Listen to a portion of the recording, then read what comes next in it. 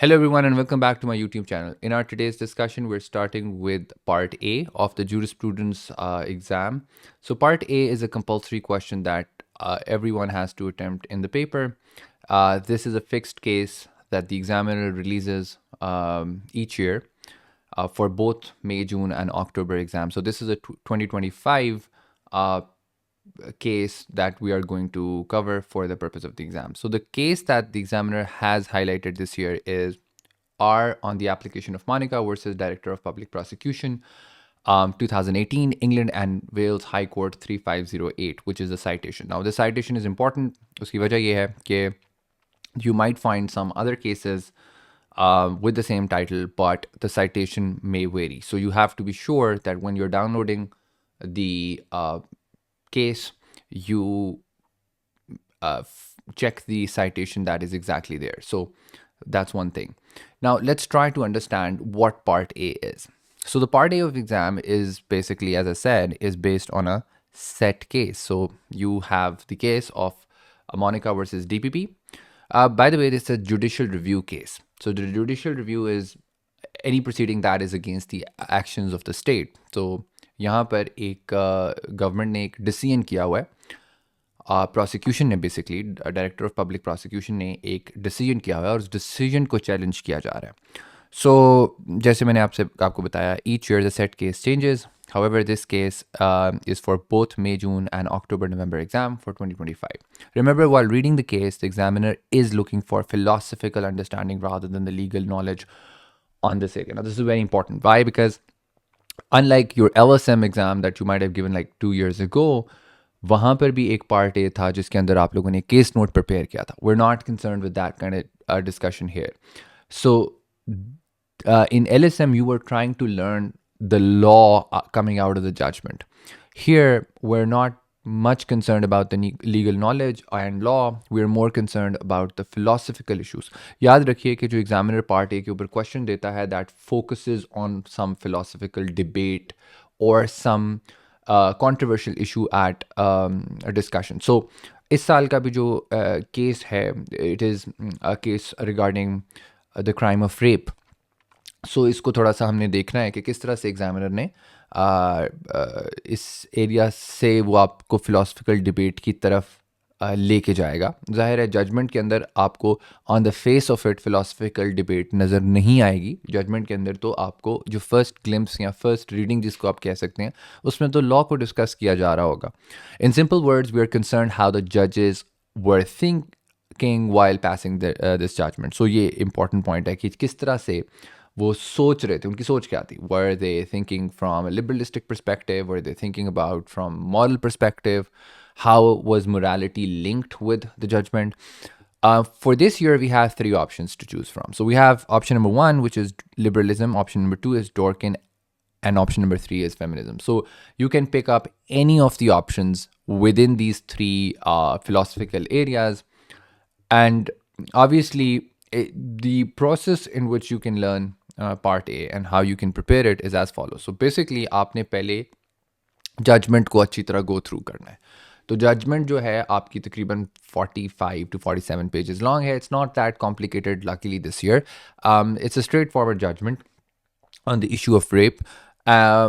जब इसको आप पढ़ लेते हो, आफ्टर दैट आपने जो थ्योरी आपने पिक करनी है, और आई थिंक आई बिलीव कि ये वीडियो आपको थोड़ा सा हेल्प कर देगी उस थ्योरी को पिक करने के लिए. आप एक बात जहन में रखिएगा, that this video I would not be covering a theory that is applicable on this particular judgment. आज का जो lecture है वो purely judgment के ऊपर है. This is a step 1, right? So once you do the step 1, that is to understand the judgment, and obviously I will leave clues, I will have a discussion at the very last slide, what my opinion is, what theory is more suitable for this particular judgment. So once you do that, then you move on to a theory, and then you start researching that very theory from the perspective of this judgment. And ultimately the ideal would be not just कि आपने सबसे पहले judgement पढ़ी और उसके बाद फिर आपने थ्योरी पढ़ ली और फिर आपने एक आंसर बना लिया. No, I think the best way would be कि जब आप जजमेंट पढ़ के थ्योरी अंडरस्टैंड कर लेते हो, तो you need to revisit the judgment again. So what do you mean by revisiting the judgment again? Because जब आपने थ्योरी पढ़ ली होगी तो आप उस थ्योरी से रिलेटेड जो पॉइंट्स हैं उनको कनेक्ट कर पा रहे होगे इस जजमेंट के ऊपर. So that's something very important. So keep this in mind that when it comes to, part A, आपको ये 3 steps करने हैं. Read the judgment, read the theory, and come back and read the judgment again, and then conclude something that you want to conclude. That is how you think that this theory is relevant to the very judgment. और उसके अंदर कुछ questions हैं. Obviously, the examiner is kind enough to give us some lead on each theoretical concept we have. For example, in terms of liberalism, how does the set case relates to individuality, freedom of choice, privacy, morality? So these are the questions that we need to look while preparing this particular part A from the liberalism perspective.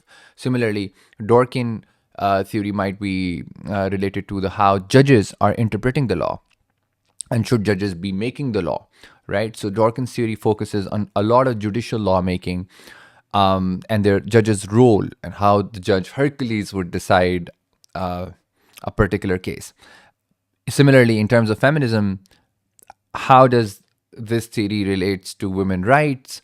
What about the issue of consent? How does the consent is determined? How is consent determined by the judges? How consent should be decided?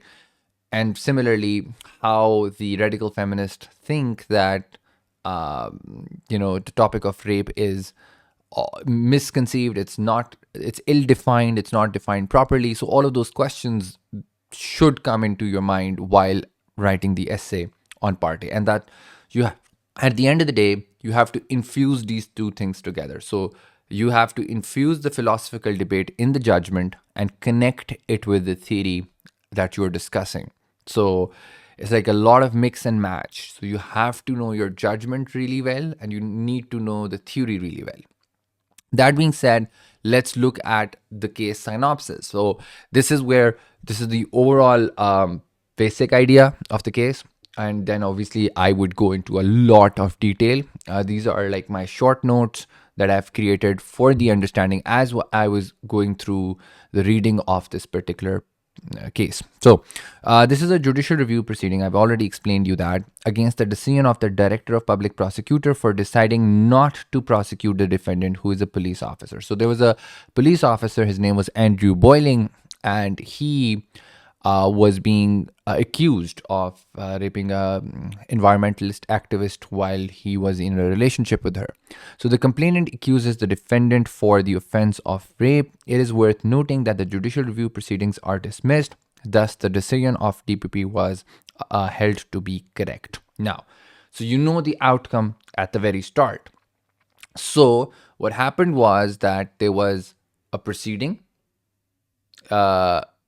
एक case चलता है और उस case के अंदर जो prosecution का जो एक फैसला है कि हमने एक पुलिस ऑफिसर को प्रोसिक्यूट नहीं करना, वो अदालत अपहोल्ड कर रही है वो फैसला, और वो कह रही है कि ये जो पिटिशन फाइल की गई है मोनिका की तरफ से, जो कि उसका फर्जी नाम है, इट्स अ प्रिज्यूम्ड नेम, वो क्योंकि प्राइवेसी पर्पसेस के लिए रियल नेम नहीं रखते, तो वो जो प्रोसीडिंग्स हैं उसके आउटकम के तहत अदालत ने इसको डिसमिस किया है, इस पिटिशन को, इस क्लेम को, कि जनाब प्रोसिक्यूटर ने गलत फैसला किया है प्रोसीडिंग्स ना करके. यानी कि प्रोसीडिंग्स ना करना, प्रोसिक्यूशन ना करना, अदालत भी समझती है दुरुस्त था इन सर्कमस्टांसेस के अंदर. Now the basic idea, obviously ये हमारे फिलोसफिकल एस्पेक्ट के लिए ज़्यादा इंपॉर्टेंट नहीं है, लेकिन केस को समझने के लिए जाहिर सी बात है हमें बहुत क्लियरली पता होना चाहिए. देयर आर 2 जजेस in this bench, lord Barnett chief justice and mister justice J. So 2 जजेस पे मुश्तमिल ये बेंच है जिसने ये फैसला किया है हाई कोर्ट के अंदर, और जुडिशल रिव्यू का फैसला किया है. जो कंप्लेनेंट है और जो इस केस की करंट पिटिशनर भी है, उसका नाम फर्जी तौर पर मोनिका है. उस ज़ाहिर है आप रेप केसेस में इंडिविजुअल का, विक्टिम का असल नाम नहीं रखते. डिस्क्लोज नहीं करते जजमेंट के अंदर। जो एक्यूज्ड है that is the mister Andrew boiling, the police officer जिसके ऊपर ये इल्ज़ाम है कि उसने during that time rape commit किया है। और उसके बाद जो कंप्लेनेंट का लॉयर है, जो मिस मोनिका की लॉयर हैं कूफमैन, क्वींस काउंसिल, और रिस्पोंडेंट का लॉयर है Gareth Patterson, Queen's Counsel, and Ben Braden for accused as interested party. अब आपने ये जहन में रखना है कि ये पिटिशन एक्यूज्ड के खिलाफ नहीं है। ये पिटिशन, एक्यूज्ड कौन था? हमारे पुलिस ऑफिसर एंड्रयू बॉयलिंग। सो वो इंटरेस्टेड पार्टी बन गया है जुडिशियल रिव्यू प्रोसीडिंग में, क्योंकि जाहिर है अगर प्रोसिक्यूशन होती है तो उसके खिलाफ होगी। लेकिन जो फैसला है वो किसका है? वो तो डायरेक्टर ऑफ पब्लिक प्रोसिक्यूशन का है। तो उस फैसले को चैलेंज किया गया है, ना कि यहाँ पर एक्यूज्ड के ऊपर कोई प्रोसीडिंग्स लाई गई हैं। ठीक है। सो कंप्लेंट तो जाहिर है प्रोसिक्यूशन के पास फाइल हुई और प्रोसिक्यूशन ने फैसला किया, हतमी तौर पर, फाइनल कंक्लूसिव तौर पर ये फैसला किया कि जनाब हमने इस केस को प्रोसिक्यूट नहीं करना। अब क्यों नहीं करना? प्रोसिक्यूशन ने भी उसके डिटेल रीजनिंग दी है और उस डिटेल रीजनिंग को फिर अदालत में चैलेंज किया गया कि ये डिटेल रीजनिंग फ्लॉड है, जिसकी वजह से जब अदालत ने उन सारे रीजंस को कंसिडर किया तो अल्टीमेटली, जैसे मैंने आपको साइनॉप्सिस में बताया है, यानी उसके एक समरी में बताया है, कि अल्टीमेटली हाई कोर्ट ने भी अग्री किया प्रोसिक्यूशन के उस फैसले से कि यार इसको प्रोसिक्यूट नहीं, ये प्रोसिक्यूशन नहीं बनती। और जो फैसला किया गया है डायरेक्टर ऑफ पब्लिक प्रोसिक्यूशन की तरफ से, वो दुरुस्त फैसला था। उसके अंदर कोई कानूनी लूपहोल या गलती नहीं है इस वक्त के करंट लॉ के तहत। अच्छा, अब मटेरियल फैक्ट्स के ऊपर आ जाते हैं। अब मटेरियल फैक्ट्स आपको पता है क्या होते हैं? मटेरियल फैक्ट्स वो फैक्ट्स होते हैं जो कि किसी केस के लिए बहुत ज़्यादा इंपॉर्टेंट होते हैं। उन्हीं पॉइंट्स के ऊपर अल्टीमेटली कोर्ट्स डिसाइड करती है। अच्छा, अब ये तो मैंने आपको पहले बता दिया, this is a judicial review application against the decision of DPP dated 20/12/2017। तो 20/12/2017 को एक, यानी 20 दिसंबर 2017 को एक फैसला आता है। पब्लिक प्रोसिक्यूशन ने डिसाइड किया कि जी हमने प्रोसिक्यूट नहीं करना किसको? Mister DC Boyle, Andrew Boyling को, for the offence of rape, indecent assault, procurement of sexual intercourse and misconduct in public office. तो ये 3 इल्ज़ाम थे इसके ऊपर, 3 डिफरेंट इल्ज़ाम थे। इनको मैं डिफरेंट कलर से हाईलाइट भी कर देता हूँ। सो पहला ऑफेंस था रेप का, दूसरा ऑफेंस था, इसको मैं रेड कर देता हूँ, इंडिसेंट असॉल्ट। इंडिसेंट असॉल्ट और साथ उसके साथ ये लिंक्ड ऑफेंस है procurement of sexual intercourse, and last but not the least तो हमारे पास मिसकंडक्ट इन पब्लिक ऑफिस है। सो ये 3 डिफरेंट ऑफेंसेस हैं जिनके ऊपर उसके ऊपर चार्जेस, या जो चार्जेस तो नहीं, हम कहेंगे कि कंप्लेंट आई थी। In 1997, Mr. Andrew Boiling, a former undercover police officer, had sexual relationship with Monica, an activist in the protest movement he had infiltrated using a fake identity. So scene ये था कि 1990 की दिहाई में, यानी 1994, 5, 6, 7 में मुख्तलिफ लोगों जो पॉलिटिकल एक्टिविस्ट थे, जिसमें मुख्तलिफ मूवमेंट्स के एक्टिविस्ट थे, उनके एक्टिविटीज़ को अनकवर करने के लिए, चेक करने के लिए कि इन्होंने कहाँ रोड ब्लॉक करनी है वगैरह वगैरह, उसके लिए पुलिस ऑफिसर्स को अंडर कवर भेजा गया, ड्यूटी पे भेजा गया कि आप जाके ये पता करें एज एजेंट्स कि यार ये लोग अगला कहाँ पर प्लान कर रहे हैं अपनी प्रोटेस्ट वगैरह का। अब इस दौरान ये जो एंड्रयू बॉयलिंग था, ये उस प्रोटेस्ट, जो इन्वायरमेंटल प्रोटेस्ट मूवमेंट थी, उसमें इन्फिल्ट्रेट कर गया, और इन्फिल्ट्रेट करने के बाद उसका इस लेडी के साथ एक तल्लुक पैदा होता है। तो parties gradually came together through mutual attraction. अब ये बड़ी इंपॉर्टेंट बात है, ये अट्रैक्शन का लफ्ज़, म्यूचुअल अट्रैक्शन का लफ्ज़ ज़रूरी है यहाँ पर समझना। यानी ऐसे नहीं था कि कोई उसने जाके कोई फिज़िकली उसको वॉलेंट तरीके से कोई रेप कर दिया, नो। इनकी एक पहले उसने अपना एक अंडरस्टैंडिंग बनाई और इंटरेस्ट की बेसिस पे दोनों पार्टीज़ का आपस में पहले दोस्ती हुई, their relationship, they started their friendship, and ultimately their relationship begin as it was in due course to end, और अल्टीमेटली थोड़ी देर बाद वो ख़त्म भी हो गया at the instigation of the claimant. अब ये भी एक बड़ा और मटीरियल फैक्ट है, इसको भी ज़रा आपने जहन में रखना है। ये एक इम्पॉर्टेंट फैक्टर है अल्टीमेटली कि रिलेशनशिप शुरू दोनों की मर्जी से हुआ और अल्टीमेटली एंड किसकी वजह से हो रहा है? जो इस वक्त मुतासरा खातून है, क्लेमेंट है, she was the miss Monica, आप उनका नाम से अगर आप क्योंकि अगर हमने नाम उसका यूज़ करना है, तो मिस मोनिका ने खुद ये डिसाइड किया कि भाई मैंने ये रिलेशनशिप आगे कंटिन्यू नहीं करना। अच्छा, इस दौरान तक, यानी जब ये रिलेशनशिप चल रहा था या उसके काफ़ी देर बाद तक, किसी को ये पता नहीं था कि मिस्टर एंड्रयू बॉयलिंग जो हैं वो एक अंडरकवर पुलिस ऑफिसर है। तो यानी उसने अपनी आइडेंटिटी सीक्रेट रखी हुई थी। ज़ाहिर है वो अंडरकवर में this is what you are doing. अब होता क्या है कि 2011 में 2011 the following media reports that the claimant discovered the true position. So true position क्या थी?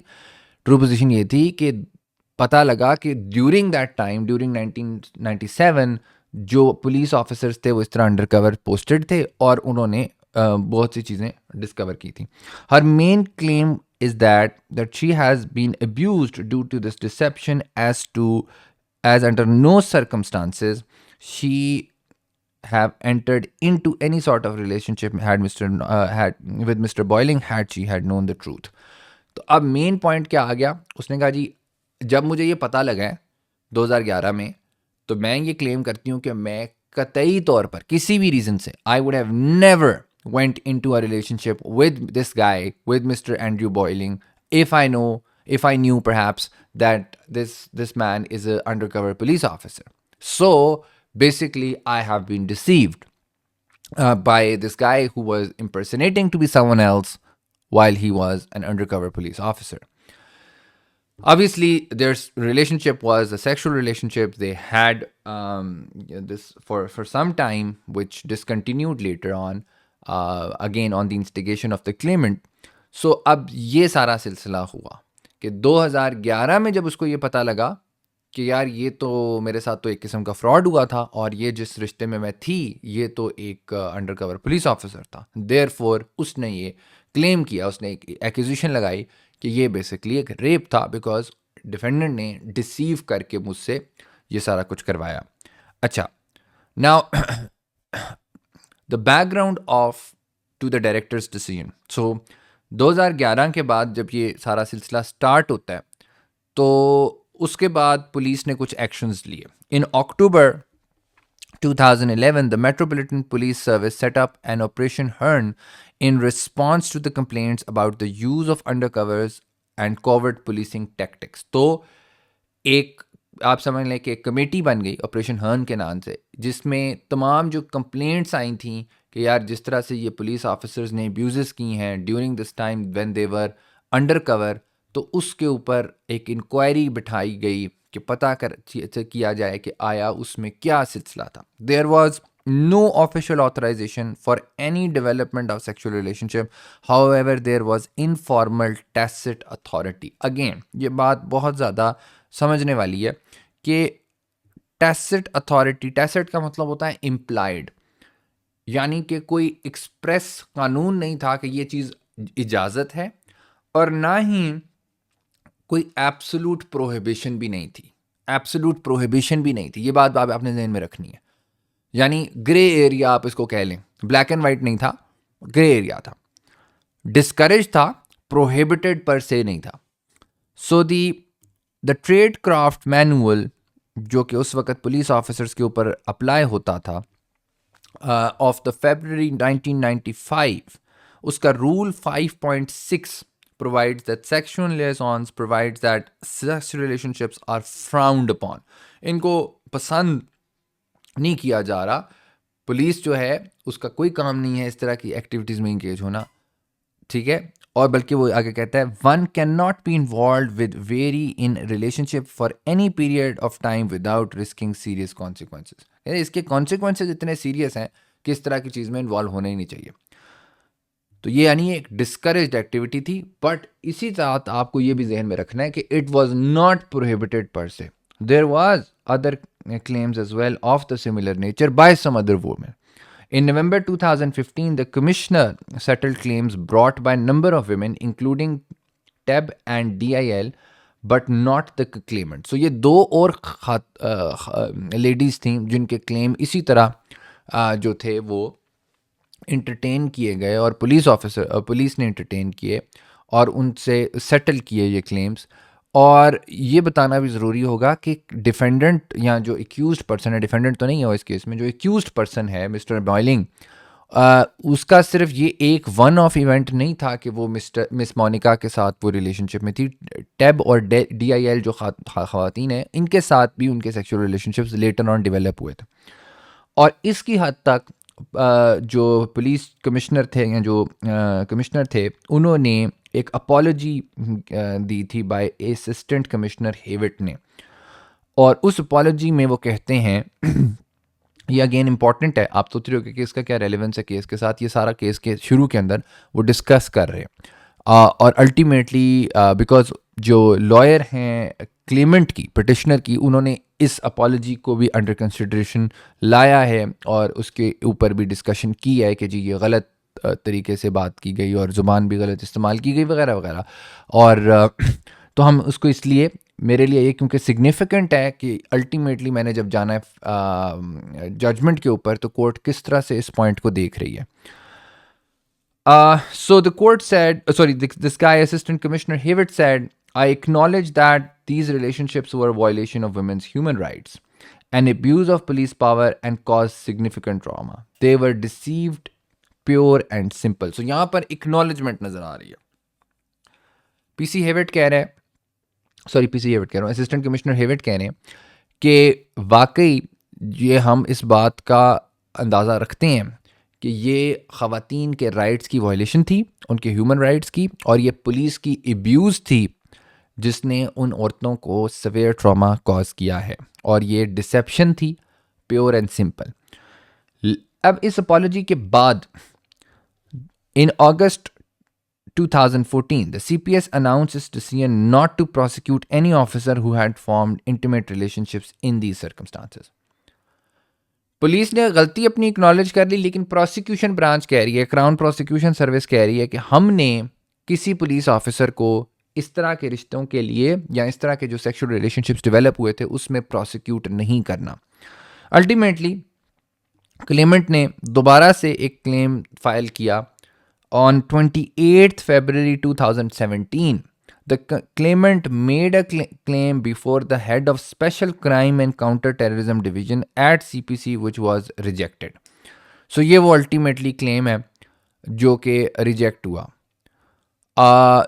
दोबारा जो एक स्पेशल ब्रांच या स्पेशल क्राइम काउंटर टेररिज्म के सामने ये क्लेम रखा गया, जो रिजेक्ट होता है। इस क्लेम को आगे फर्दर फिर रिव्यू के लिए उन्होंने पुट फॉरवर्ड किया on 19 July 2017। So basically 3 attempts हो गई हैं 2014 में, पहले 2011 में तो उसको पता लगा, और फिर उसके बाद 2014 में एक कंप्लेन फाइल हुई, और वो तमाम की तमाम जो एप्लीकेशंस थी वो रिजेक्ट की गई क्राउन प्रोसिक्यूशन सर्विस की तरफ से। और उसके बाद फिर 2017 में कंप्लेनेंट ने एक स्पेशल क्लेम किया, वो रिजेक्ट होता है, और उसके बाद उस क्लेम की रिजेक्शन का एक रिव्यू फाइल होता है बिफोर दी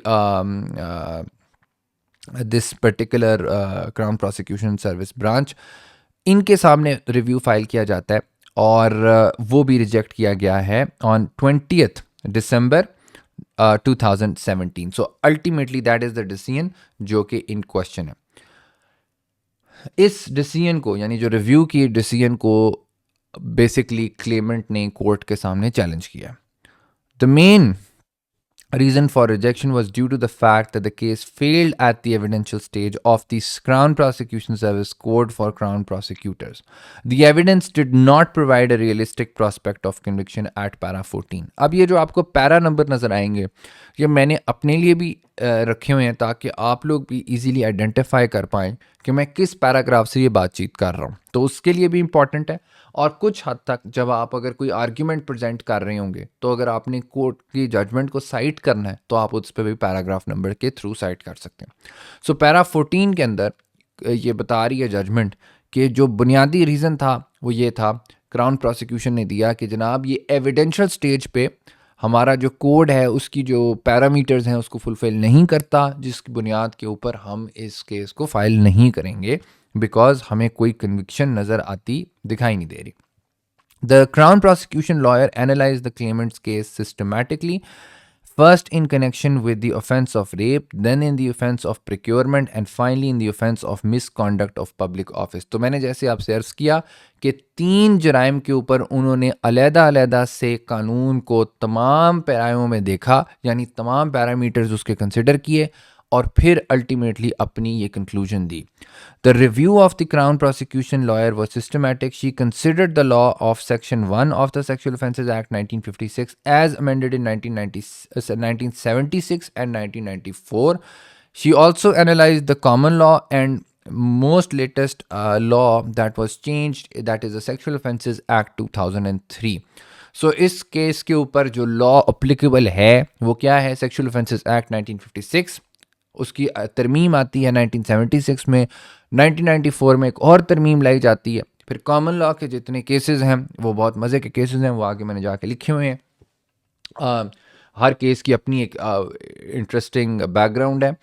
वो कोर्ट कंसिडर भी करेगी और उनके लॉयर ने भी इस पॉइंट को कंसिडर किया था और अल्टीमेटली 2003. अच्छा, अब ये बात याद रखिए कि 2003 के लॉ को वैसे उन्होंने कंसिडर कर लिया लेकिन वो रेट्रोस्पेक्टिवली अप्लाई नहीं हो सकता क्योंकि जो अलेज्ड ऑफेंस है वो 1997 में परपिट्रेट हुआ है, यानी कि 1997 में इनका क्योंकि रिश्ता था, उस वक्त देखा जाएगा कि आया उस वक्त कंसेंट की डेफिनेशन क्या थी, मेंजरिया किस तरह से डिफाइन था.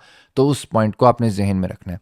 She was of the clear opinion that the jurisprudence running from 1988 to 2004 established only two species of fraud that vitiated apparent consent. First, as to the nature of the sexual act, and secondly, as to the identity of the perpetrator, and that the instant case should not accommodate within these categories. Now, this is very important.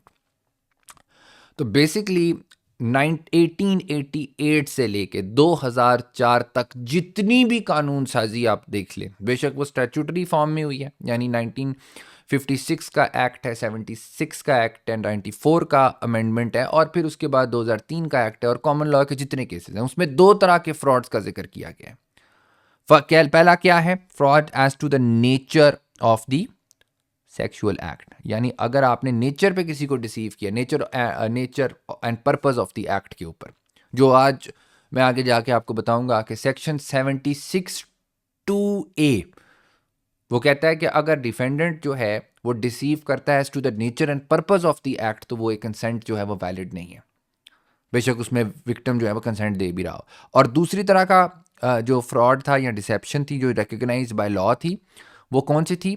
Identity of the perpetrator. अगर आप अपनी identity को गलत करें, यानी आप person known to the complainant या victim के ऊपर इम्पर्सनेशन करें, जिस तरह 76 2B है, उसकी हद तक इम्पर्सनेशन की हद तक जो है वो एक डिसेप्शन को, कानून जो है कंसेंट को विशिएट करने के लिए एक पॉइंट समझता था. तो दो तरह की डिसेप्शंस कानून में की गुंजाइश में मौजूद थी, इसके अलावा और नहीं थी.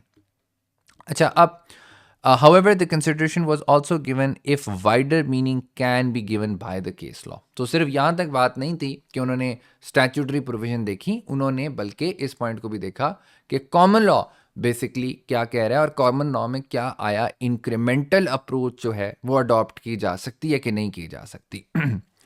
अच्छा, अब the decision under the challenge. अब मसला क्या है, यानी कोर्ट में क्या पॉइंट्स जो हैं वो उनको चैलेंज किया गया है.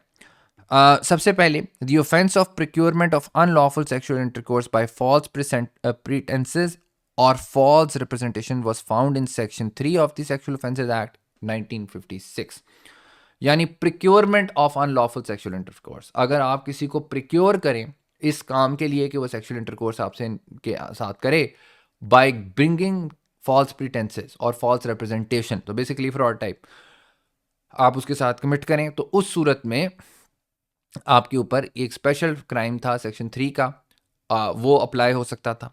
She stated that the relationship based on mutual attraction is the antithesis of the procurement. तो उसने इस बेसिस के ऊपर भी ये रिजेक्ट किया. और ये किसकी बात हो रही है यहाँ पर? अभी बात हो रही है उस लॉयर की जो कि डायरेक्टर ऑफ पब्लिक प्रोसिक्यूशन को में डिसाइड कर रही थी कि क्यों ये क्लेम नहीं बनता, वो इस कोर्ट के सामने नहीं है. तो उस लॉयर ने जो कानून कंसिडर किया वो, उसमें उन्होंने कहा कि ये जो कानून है सेक्शन 3 का, इसके अंदर म्यूचुअल अट्रैक्शन यानी पार्टीज की रजामंदी से अगर कोई रिश्ता पैदा हुआ है तो वो इस चीज का एंटाइथीसिस है, यानी इसको बिल्कुल नफी कर देता है, इसकी कॉन्ट्ररी कर देता है कि ये जुर्म नहीं हो सकता, प्रिक्योरमेंट नहीं है उस सूरत में जब दोनों पार्टीज ने मिल के एक रिश्ता कायम किया है। तो ये बड़ी अच्छी एक टर्मिनोलॉजी उसने यूज़ की उस लॉयर ने कि ये एक एंटाइथीसिस है, जो इसको बाद में आप जाके देखेंगे कोर्ट ने इसी पॉइंट को एक्नॉलेज किया कि यस, जहाँ पर म्यूचुअल अट्रैक्शन होती है वहाँ पर आप प्रिक्योरमेंट नहीं कर सकते on the pretences of false representation. The suspect, ये नेक्स्ट पॉइंट है, the suspect false pretences of being an environmental activist provided nothing more than circumstances for them to meet on sufficient occasions to foster relationship। माँ सिवाय इस चीज़ के कि जो उसने झूठ बोला कि जी मैं एक इन्वायरमेंटल एक्टिविस्ट हूँ, जो कि वो गालिबन नहीं था, वो असल हकीकत तो ये थी कि वो एक पुलिस ऑफिसर था। माँ सिवाय इस चीज़ के कि उसने सिर्फ इस बात पे कन्विंस किया कंप्लेनेंट को या विक्टम को, एलिज्ड विक्टम को, कि वो उसके साथ मुख्तलिफ ओकेजन्स पे मिले और उससे ताल्लुक़ बनाए, और वो ताल्लुक़ जो बना है वो म्यूचुअल फिर कंसेंट और अंडरस्टैंडिंग पे बना है। फिर वो कहती है, और ये सारी कोटेशंस हैं, ये सिर्फ समझने की हद तक आपके लिए बड़ी इंपॉर्टेंट हैं। It is difficult to see in what circumstances an implied false present could form the basis of the offense because of the difficulty in proving the mens rea। कहते हैं अगर हम मान भी लें for some period of time के जनाबे वाला कि इसमें फॉल्स प्रिटेंस जो था वो इम्प्लाइडली था, एक्सप्रेसली नहीं था, इम्प्लाइड था कि ही वॉज इम्प्लाइंग कि he still the activist for procuring the sexual acts, how would you ultimately prove the mains Riya on part of the defendant. तो उसने कहा ये मेंस रिया की स्टेज के ऊपर तो 100% फेल हो जाएगा। Distinguished promise, so she also distinguished the promise of marriage cases in them clear-cut precondition from which intent to procure could be readily inferred। उसने कहा जहां पर जो ऐसे केसेस हैं जिसमें कोई शादी का वादा किया गया है वहां पर प्रिक्योरमेंट या कंडीशन बड़ी वाजे है। यहां पर कोई ऐसी कंडीशन नहीं थी कि आया तुम इन्वायरमेंटल एक्टिविस्ट हो तो मैं तुम्हारे साथ इस रिश्ते में जाऊंगी। वो कोई भी हो सकता है, उसका कोई भी प्रोफेशन हो सकता था, लाजमी नहीं था, और ना ही उसने ये अपने आप को इस बेसिस के ऊपर क्लेम कराया सेक्सुअल रिलेशनशिप कि मैं एक एनवायरमेंटल एक्टिविस्ट हूँ। For the misconduct she thought it is obtuse not to acknowledge that the officers undercover for years might develop sexual relationships, the more so in organization whose supporters may have modern attitudes about the sexual behavior। Now again this is a very controversial thing to say, और इसको उनके lawyer ने भी highlight किया है, and definitely this would be something that the feminist would take an offense, and feminist legal theory would have a problem with such a point of view कि आप ये कह रहे हो कि अच्छा ये तो बड़ी आम सी बात थी कि इस तरह की ऑर्गेनाइजेशन में जहाँ के जो मेंबर्स हैं उनका एक बड़ा मॉडर्न एटीट्यूड है सेक्सुअल बिहेवियर के ऊपर, और सो कंजर्वेटिव बिहेवियर क्या होता है, so that sort of thing. इसको अब मैं आगे जाके टच अपॉन करूँगा इस पॉइंट को, बट ज़रा आप देख लीजिए कि उसने मतलब एक थोड़ी सी लूज स्टेटमेंट दे दी है कि उसने कहा ये तो बड़ी एक आम सी बात थी कि जहाँ पर पुलिस ऑफिसर्स इस तरह की ऑर्गेनाइजेशन में काम कर रहे हैं जहाँ के लोगों का एक बड़ा ही ओपन ब्रॉड माइंडेड व्यू था अबाउट सेक्सुअल बिहेवियर, तो वहाँ पर तो ऐसे रिश्ते जो हैं वो कायम हो सकते थे, इसमें कोई मसला नहीं नज़र आ रहा। अब द रेलिवेंट लेजिस्लेशन, कोर्ट एक सीक्वेंस में चल रही है। आपको पता है जो रिसेंट वे ऑफ राइटिंग है इंग्लैंड के अंदर जजेस की, वो बहुत ऑर्गेनाइज होती जा रही है, बहुत आसान भी होती जा रही है और बहुत ऑर्गेनाइज भी होती जा रही है। तो वो पहले फैक्चुअल बैकग्राउंड कंसिडर करते हैं, जो इशू एट हैंड होता है उसको डिफ़ाइन करते हैं, और उसके बाद फिर तमाम कानून को लिखते हैं, और फिर अल्टीमेटली अपनी जजमेंट स्टार्ट करते हैं दोनों लॉयर्स के व्यू पॉइंट्स को सामने रख के। तो अभी वो हमारे सामने लॉयर्स के व्यू पॉइंट्स भी आएंगे, उनके आर्ग्यूमेंट्स भी आएंगे, वो भी मैं आपके सामने रखता हूँ। तो अभी हम ज़रा जो इसके ऊपर एप्लीकेबल लॉ है जो इस पूरे सिस्टम यानी जो अलेज्ड ऑफेंस परपिट्रेट हुआ है, मैं अलेज्ड का लफ्ज़ केयरफुली इस्तेमाल कर रहा हूँ बिकॉज अभी इसमें कोई किसी भी जगह पर क्राउन प्रोसिक्यूशन ने तो उसको माना नहीं है कि वो जुर्म कमिट हुआ है या उसमें कोई टेनेबल रीजंस हैं कन्विक्शन के। तो इसलिए जो प्रोविजंस हैं उनको ज़रा देखते हैं क्या प्रोविजन है। सबसे पहले हमारे पास आता है section 1 of the sexual offences act 1956, rape impersonating the husband. ये एक प्रोविजन थी सेक्शन 1 के अंदर जो कि इम्पर्सनेशन की हद तक बड़ा लिमिटेड डेफिनेशन प्रोवाइड कर रही थी बिकॉज वो कहती थी कि सिर्फ impersonation of the husband as per section 1 जो है उसके अंदर deception of deception through misrepresentation हो सकती है to the extent of rape, वो विशिएट कर रहा था। ऑब्वियसली वो उसकी रेप की डेफिनेशन कॉमन लॉ में उस टाइम पर मौजूद थी। फिर सेक्शन 3 जो है to procure a woman by false pretenses or false representation to have unlawful sexual intercourse, ये भी सेक्शन 3 जो है 1956 एक्ट का मौजूद है। उसके बाद section 1 of the sexual offences amendment act 1976, ये एक रेलिवेंट प्रोविजन है। Section 142 of the criminal justice and public orders 1994 substituted by section 1 of the 1956 act. तो ये एक थर्ड अमेंडमेंट है। मैंने आपको जैसे बताया कि 3 स्टैट्यूटरी प्रोविजंस हैं 1956 की जो कि ओरिजिनल लॉ है, उसके बाद उसमें पहली अमेंडमेंट आई 1976 में और दूसरी आई 1994 में। सेक्शन 1 उसके बाद बड़ा रेलिवेंट है, रेप को डिफाइन करता है।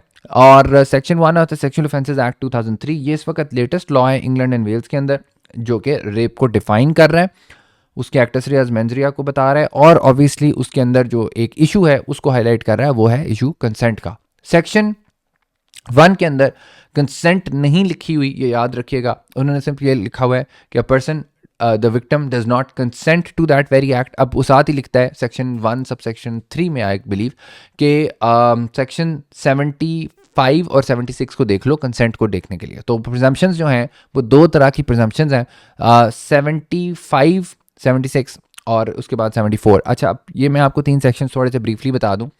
सेक्शन 76 जो है वो कंक्लूसिव प्रिजम्पशन है। सेक्शन 76 कहता है 2 तरह की वो प्रिजम्पशंस होती हैं, एक to nature and purpose of the act है और दूसरी जो है वो impersonating a person known to the complainant है। सो ये 2 तरह की जो पॉइंट्स हैं इनके अंदर जो है वो कंक्लूसिव प्रिजम्पशन है, यानी अगर ये एग्जिस्ट करती हैं तो हतमी तौर पर ये कहा जा सकता है कि विक्टिम जो है वो कंसेंट नहीं दे रहा था। बेशक जो मर्जी वो कहता रहे उस वक्त, विक्टिम ने उस वक्त जो मर्जी कह दिया, लेकिन अगर ऐसे हालात और वाकयात थे जहां पर आपने ऐसी डिसेप्शन की as to the nature and purpose of the act और deception of impersonation of another person, तो उस सूरत में हम कहेंगे कि सेक्शन 76 सब सेक्शन 2A और 76 सबसेक्शन 2B की प्रिजम्पशन जो कंक्लूसिव प्रिजम्पशन है वो अप्लाई हो रही हैं। 75 की 5-6 प्रिजम्पशंस हैं, इसमें फोर्स का भी जिक्र है, इसमें रिस्ट्रेन का जिक्र है, यानी अगर विक्टिम जो है वो रिस्ट्रेंड हो एट द टाइम और डिफेंडेंट ना हो। फिर इसके बाद इसमें स्लीप और अनकॉन्शियसनेस का भी जिक्र है, फिजिकल और मेंटल इम्पेयरमेंट का भी जिक्र है। उसके बाद इसमें आपकी कोई ड्रिंक में या कोई खाने में कोई चीज़ मिला देने का जिक्र है। तो ये ऐसी कुछ 5-6 प्रिजम्पशंस हैं जो कि एविडेंशियल प्रिजम्पशन कहलाती हैं कानून के अंदर। सेक्शन 75 ने उनको प्रोवाइड किया हुआ है। ये प्रिजम्पशंस तब अप्लाई होती हैं, ये रिबटेबल हैं। 76 की तो रिबटेबल ही नहीं है, वो इरिबटेबल प्रिजम्पशंस हैं, यानी अगर वो होंगी तो कंक्लूसिव है, हतमी बात है कि कंसेंट नहीं है। लेकिन यहाँ पर क्या है, कानून तस्वर तो करके बैठा हुआ है कि कंसेंट नहीं है, लेकिन इसको डिफेंडेंट जो है कॉन्ट्ररी एविडेंस ला के दिखा सकता है कि नहीं जनाब मेरी कंसेंट, विक्टिम की कंसेंट थी इस सूरत में और उस वक्त सर्कमस्टांसेस ऐसे थे जिसकी वजह से ये चीज़ क्रिएट हुई थी वगैरह वगैरह। अब मैं क्योंकि हमारे पास 75 इतना रेलिवेंट नहीं है इस केस की हद तक, so I am not going to go into the detail of section 75। और अल्टीमेटली अगर आपका केस इन दोनों में फॉल ना करे और आप ना तो 76 में फॉल कर रहे हो ना 75 में फॉल कर रहे हो, तो आपको अल्टीमेटली 74 की तरफ जाना पड़ता है, जो कि बहुत सिमिलर है कॉमन लॉ का जो कंसेंट के रूल्स है। और उसका जो लैंडमार्क केस है ऑल गबोजा, वही इसका मेन केस है, जिसके अंदर कोर्ट ने बेसिकली अपने आप से लाइबिलिटी उठाने के लिए, अपने आप से जिम्मेदारी, लाइबिलिटी तो नहीं, मैं I should not use the word liability, अपने आप से जिम्मेदारी उठाने, रिस्पॉन्सिबिलिटी उठाने के बजाय छोड़ दिया हुआ है on the good sense of the jury. यानी कोर्ट कहती है कि भाई ठीक है, अब कंसेंट क्योंकि एक ऐसा मसला है जिसमें ह्यूमन सोशल बिहेवियर जो है वो एट स्टेक आता है, इसलिए ज्यूरी की जो रिफ्लेक्शन है, ज्यूरी का जो पॉइंट ऑफ व्यू है, वो सबसे बेहतर हो सकता है। तमाम फैक्ट्स और सर्कमस्टांसेस को, एविडेंस को देख के ज्यूरी ये डिटर्मिन करेगी कि आया औरत कंसेंट कर रही थी या नहीं कर रही थी। अच्छा, औरत भी हो सकती है, मर्द भी हो सकता है, कोई भी जेंडर हो सकता है। ये याद रखिएगा, सेक्शन 1 ने जेंडर स्पेसिफिक नहीं रखा हुआ इस क्राइम को। हाँ, ये बात बड़ी ज़रूरी है कि जो परपेट्रेटर होगा वो तो मेल ही होगा। सेक्शन 1 के तहत वो क्लियरली आपको एक्ट सीरियस और महिंद्रिया में नज़र आ जाएगा। अब इसके बाद जो इंपॉर्टेंट केसेस हैं जो क्लेमेंट ने रिलाई की हैं, उसमें सबसे पहले आर वर्सेस क्लैरेंस का केस है, ये पुराना केस है। और उसके बाद आर वर्सेस ऑल के बोझा, ये बड़ा लैंडमार्क जजमेंट है। एल्बेके, अगेन ये डिसेप्शन और फ्रॉड से रिलेटेड केस है। लैंकियार, ये भी सिमिलर नेचर में। रिचर्डसन, आर वर्सेस गीता, असाज। फिर उसके बाद हमारे पास आ जाता है आर एफ वर्सेस डीपीपी और मैकनेली, ये भी फ्रॉड और डिसेप्शन से रिलेटेड केस है। अब ये हम सारे 1 बाय 1 डिटेल में, क्योंकि कोर्ट ने इनको कंसिडर किया है तो हम भी इनको कंसिडर करेंगे। और ये सारी जो मैंने इस वक्त आपके सामने पीछे जो इन्फॉर्मेशन आपको नज़र आ रही है, ये सारी की सारी बेसिकली जजमेंट में से ही डिड्यूस की हुई है, सारे पॉइंट्स वहाँ से लिए गए हैं। अच्छा, क्लेमेंट के challenge for grounds of judicial review, ये 2 ग्राउंड्स थे। आप इसको कह लें grounds for this petition, grounds for the judicial review. क्या ग्राउंड्स हैं? सबसे पहला ग्राउंड ये है that the director of public prosecutor erred that the interested party's deception did not vitiate consent, reasonable jury would find the defendant guilty. तो Clement का पहला दावा ये है कि डीपीपी के वकीलों ने और डीपीपी ने गलत फैसला किया है कि जो डिसेप्शन की गई है उसने कंसेंट को विशिएट नहीं किया। वो कहती है कि कोई भी रीजनेबल ज्यूरी जो है वो डिफेंडेंट को गिल्टी फाइंड करने में कामयाब रहेगी। इसलिए डायरेक्टर को चाहिए था कि वो पिटिशन फाइल करता, वो पिटिशन या आप कह लें कि कंप्लेंट जो है उसको प्रोसिक्यूट करता डिफेंडेंट को। और दूसरा ग्राउंड ये है कि Director of Public Prosecutor failed to consider that the interested party had engaged in sexual activity with 2 other women in the group, and that MP has expressed policy against the sexual relationship for undercover police officer. So MP is Metropolitan Police. So the Metropolitan Police has expressed police policy against that sexual relationship of the undercover police officer. So वो कह रहे हैं कि यार जो DPP का जो decision है उसमें उन्होंने ये कंसिडरेशन नहीं रखी कि यार डिफेंडेंट सिर्फ ने वन ऑफ इवेंट नहीं किया था, एक्ट नहीं किया था इस खातून के साथ, बल्कि बहुत सी और ख़वातीन के साथ इसने इस तरह की हरकतें की थी। और इस वजह से वो उसका एलिज्ड ये पॉइंट है कि ये सिस्टमैटिक था rather than one of act और इवेंट। और वो कह रही है कि साथ ये भी कंसिडर नहीं किया डीपीपी ने कि ये पुलिस की अपनी जो गाइडलाइंस थी उसके खिलाफ जो है वो मामला किया गया है।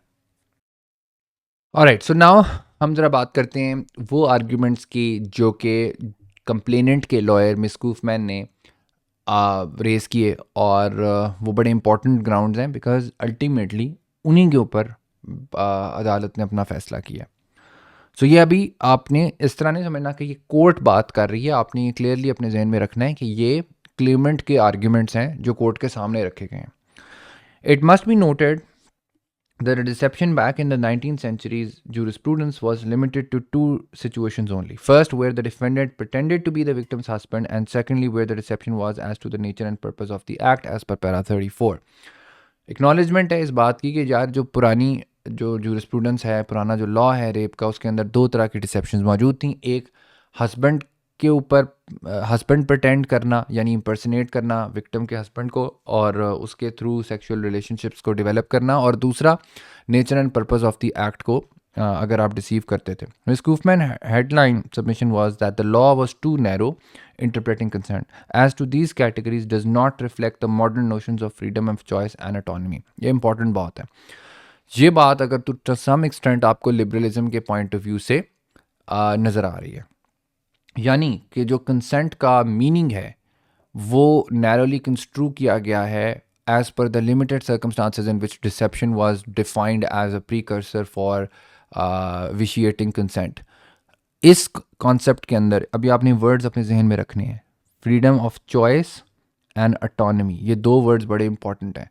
ये दोनों वर्ड्स आपके यूज़ होते हैं for liberalism. आगे चलते हैं. Her first suggestion was to determine the deception. It needs to be seen whether the deception was sufficiently serious in objective terms as to be capable as being regarded as relevant to the woman's decision making.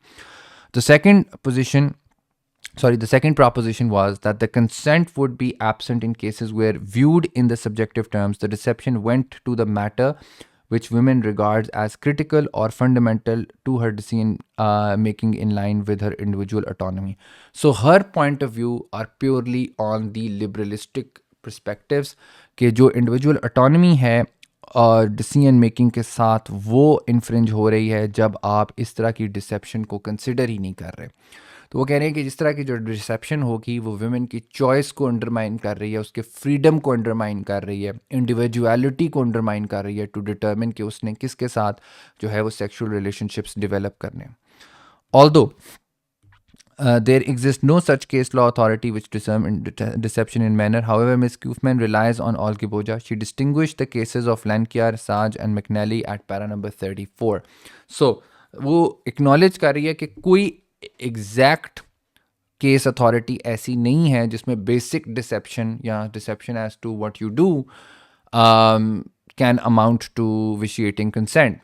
She argues and says that deception as to the identity should be released from the constraints imposed by the 19th century cases. तो वो basically law making की request कर रही है इस वक्त, और वो ये कह रही है कि ये जो डिसेप्शन का एक नैरो मीनिंग दिया गया है 19th सेंचुरी में, उसकी कंस्ट्रेंट से अब डिसेप्शन के लफ्ज़ को आज़ाद करने की ज़रूरत है. And it no longer seen through the prism imposed and written by men. So again this is very interesting point of view. यहाँ पर आपको प्योरली जो है वो लिबरलिस्टिक theory,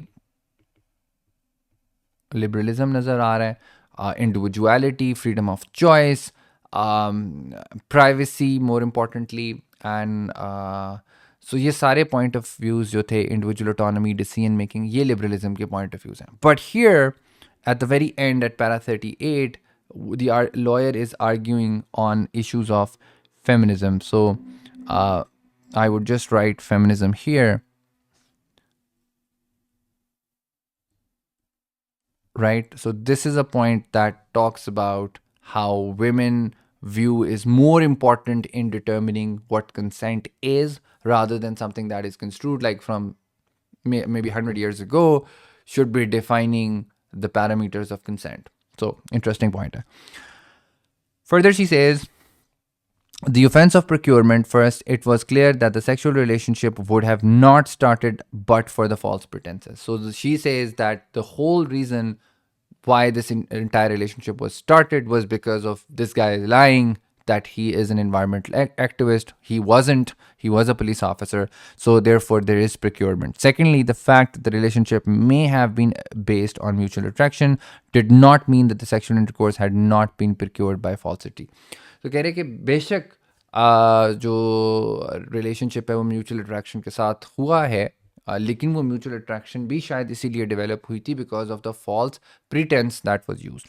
as far as mens rea, Miss Kaufmann says, could be proved to the requisite standard because he must have appreciated that the claimant would have not agreed that the relationship had she known the truth or he was reckless as to the fact. So उसका ये कहना है कि mains रिया की requirement भी पूरी हो सकती है बिकॉज एटलीस्ट उसको पता था कि डिफेंडेंट को पता था कि ये रिलेशनशिप नहीं स्टार्ट हो सकता था, ख़ास तौर पर उन सर्कमस्टांसिस में अगर विक्टिम को पता होता कि डिफेंडेंट की असल आइडेंटिटी क्या है, और एटलीस्ट वो इस चीज़ को फोरसी कर रहा था, यानी रेकलेस था इस मामले में कि उसको पता होना चाहिए था. As per the discussion of para 41, it is irrelevant that Mr. Boiling had subsequently developed a relationship with TEB and DEL. These matters did not affect the conclusion even after consideration. So इस case की हद तक ये kind of irrelevant बात थी कि वो उसके आगे रिलेशनशिप डेवलप हुए या नहीं हुए. जो क्राउन प्रोसिक्यूशन ने जब इस केस को कंसिडर किया है तो उसको इंडिविजुअलिटी में कंसिडर किया है, उसके सिस्टमैटिक उसमें नहीं कंसिडर किया और ज़रूरत नहीं थी. For not considering statement of Assistant Commissioner Hewitt, Ms. Kaufman regarded the statement as insulting language. तो मिस कूफमैन कह रही हैं कि जो असिस्टेंट कमिश्नर हेविट ने अपॉलॉजी भी दी है वो बेसिकली एक बहुत ही इनकरेक्ट टोन थी, इंसल्टिंग लैंग्वेज उन्होंने टर्म इस्तेमाल की. She argued that based on the statement and trade manual conduct was proscribed and that it was not a matter of discerning whether the interested party's conduct took him outside the necessarily blurry edges of acceptable conducts. तो उसने कहा सिर्फ ऐसा नहीं था कि उसको जो एक्सेप्टेबल कॉन्डक्ट था उससे वो बाहर लेके गई थी, it was a gross violation of that. तो खैर ये उसका व्यू पॉइंट है. उसके बाद जब मिस कूफमैन के आर्गूमेंट्स को कंसिडर कर लेती है कोर्ट, तो फिर जो नेक्स्ट चीज़ है जिसको कोर्ट कंसिडर करती है that is the case for the defendant and the interested party. अच्छा, इनका बिल्कुल थोड़ा सा आर्ग्यूमेंट था. उन्होंने कहा भाई सो दो डिफेंडेंट कौन है, क्राउन प्रोसिक्यूशन सर्विस, तो उनका लॉयर है, वो आके जवाब देगा, और interested party mister Brandon sorry जो है वो रिप्रेजेंट कर रहे हैं मिस्टर एंड्रू बॉयलिंग को. सो दोनों के पॉइंट्स आपके सामने रख देते हैं. एज फार एज डिफेंडेंट, उसने कहा deception involve in this case was not such as could negative consent for the purpose of rape. तो उन्होंने कहा इस केस में डिसेप्शन ऐसी नहीं थी जो कि कंसेंट को ख़त्म कर दे, और इस वजह से हमें नहीं लगता कि यहाँ पर केस कोई बनता है प्रोसिक्यूशन का for the purpose of rape. जो मिस्टर ब्रैंडन जो लॉयर थे इंटरेस्टेड पार्टी के, वो उन्होंने बहुत ज़्यादा आर्ग्यूमेंट प्रेस किए on the issue of non retrospectivity, और उन्होंने कहा कि 2003 का एक्ट तो किसी सूरत अप्लाई ही नहीं हो सकता इस सूरत में. तो जो मॉडर्न इंटरप्रिटेशन 2003 के बाद डेवलप हुई हैं वो भी अप्लाई नहीं हो सकती, बिकॉज वो रेट्रोस्पेक्टिव एप्लीकेशन होगी, क्योंकि ऑफेंस अलेज्ड ऑफेंस जो है वो तो 1997 में अराइज हुआ था. तो उस वक्त सिर्फ वो जो पुराना लॉ है 56 का, 76 का और 94 का, सिर्फ वो अप्लाई हो सकता है, या केस लॉ जो उस टाइम का था वो अप्लाई हो सकता है, ना कि कोई लेटर ऑन डिसाइडेड केस या कोई स्टैचूट उस कानून के ऊपर अप्लाई होगा, बिकॉज ECHR के आर्टिकल 7 रेट्रोस्पेक्टिविटी के खिलाफ वर्जी होगी ये चीज़. तो ये दो आर्ग्यूमेंट्स उनके थे. अब जो हमारे सामने मामला है वो कोर्ट ने, क्योंकि कोर्ट बहुत सिस्टमेटिकली चल रही है, तो कोर्ट ने सबसे पहले तो ये कंसिडर किया है, और ये डॉर्किन के लिए बिलखसूस बड़ी इंपॉर्टेंट स्लाइड है, कि आया हाई कोर्ट या जुडिशरी एग्जेक्टिव के फैसले, और ऐसे फैसले जिसमें वो ये डिसाइड करती हैं कि हमने किस शख्स को प्रोसिक्यूट करना है और किस शख्स को प्रोसिक्यूट नहीं करना, उन फैसलों की बुनियाद पर कोई ऐसा जुडिशल रिव्यू इंटरटेन करने की उनके पास गुंजाइश है या नहीं है. क्योंकि आपको पता है कि हमारे जो इंग्लैंड का जो कॉन्स्टिट्यूशन है, अनकोडिफाइड कॉन्स्टिट्यूशन, उसमें एक बहुत इम्पॉर्टेंट और फंडामेंटल प्रिंसिपल है सेपरेशन ऑफ पावर्स का. सेपरेशन ऑफ पावर्स ये कहती है कि जो तीन इदारे हैं, तीन जो आप कह लें कि पिलर्स ऑफ द स्टेट हैं, जिसमें पार्लियामेंट आ गई यानी लेजिस्लेटर, एग्जेक्टिव गवर्नमेंट, और उसके बाद जुडिशरी, इन तीनों को एक रिस्ट्रेन रखनी है एक दूसरे के कामों में इंटरफेयर करने से.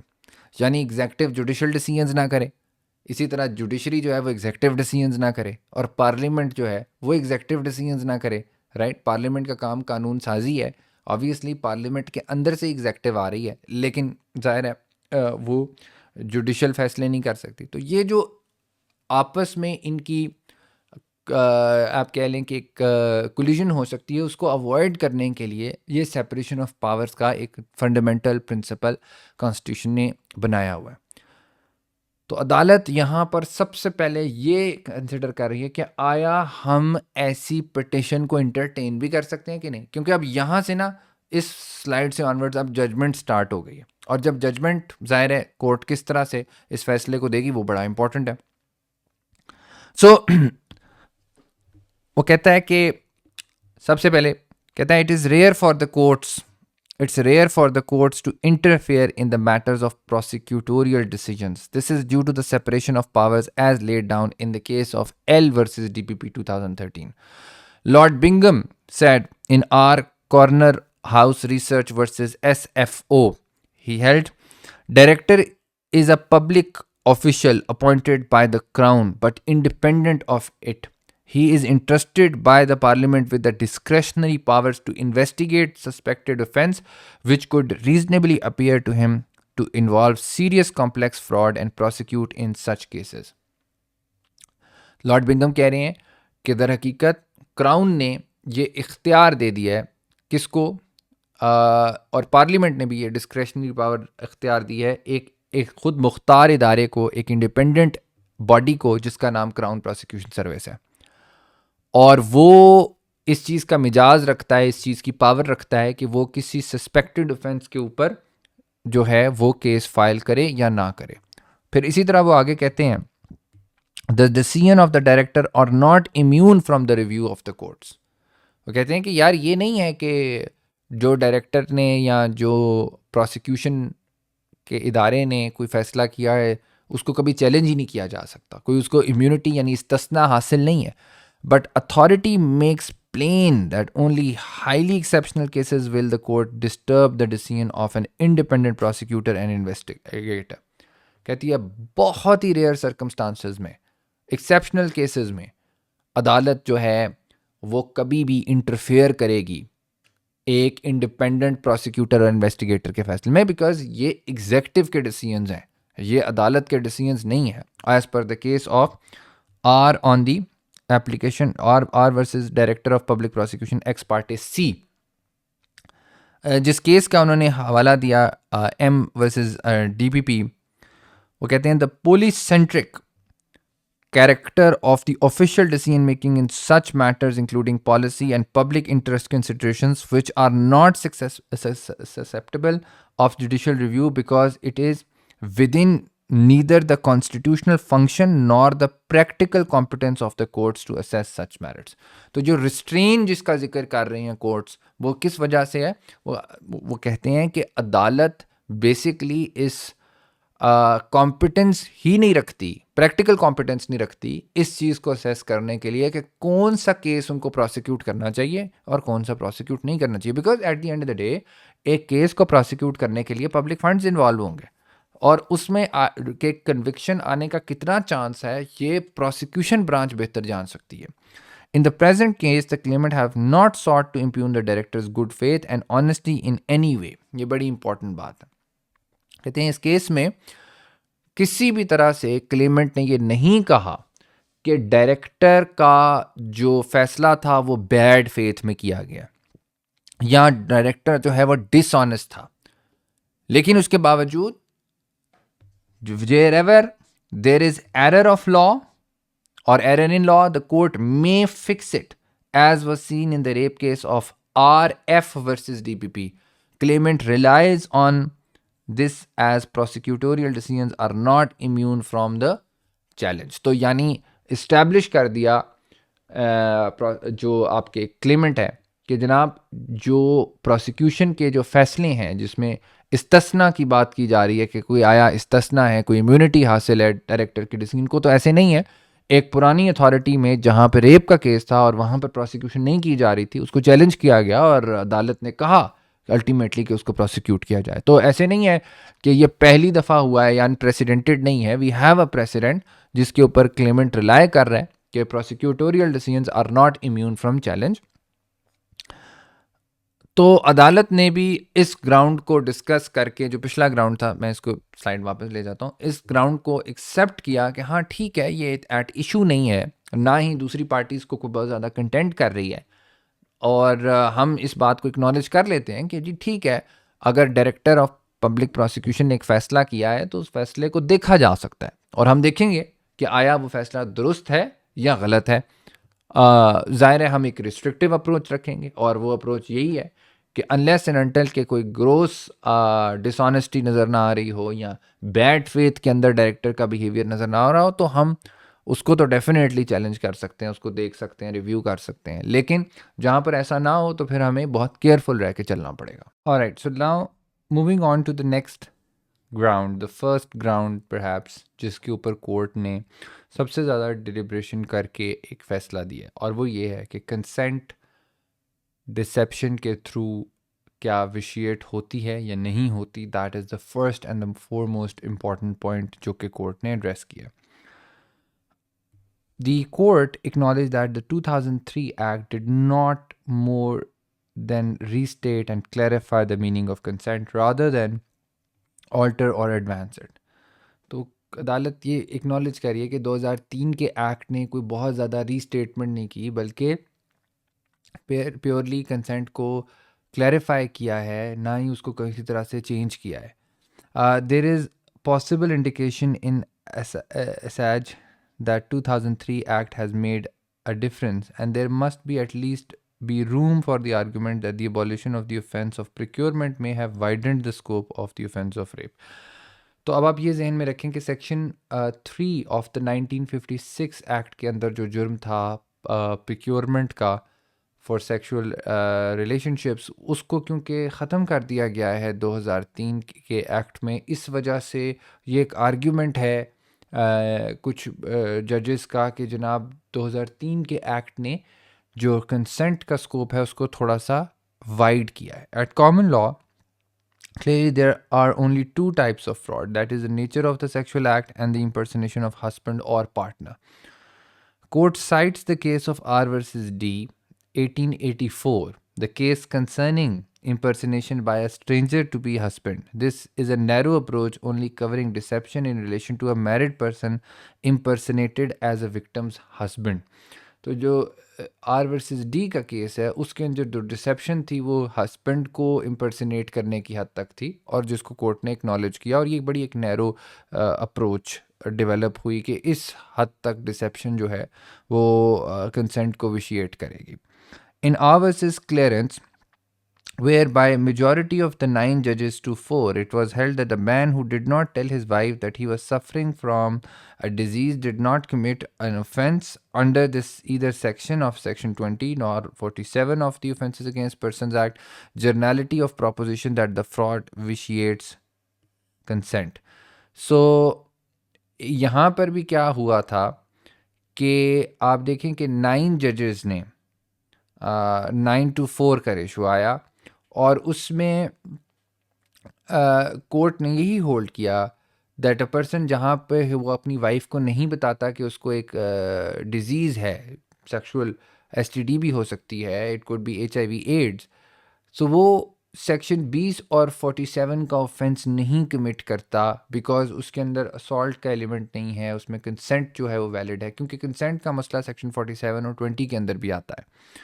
The application of any broader principle would bring cases of bigamy and seduction within the scope of rape, which would generate very subtle metaphysical questions as per Wills J at 29, and would give rise to both conceptual and practical difficulties as where to draw the line.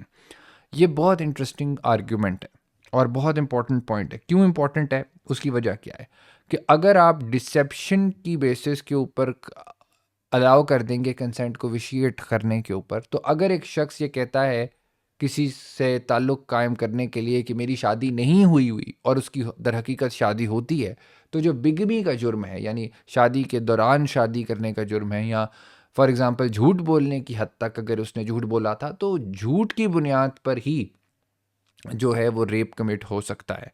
सो इसी वजह से वो कह रहा है, अदालत कह रही है कि ये एक बहुत ही ऐसा क्वेश्चन है जो कंसेप्चुअल और प्रैक्टिकल डिफ़िकल्टीज कॉज करेगा.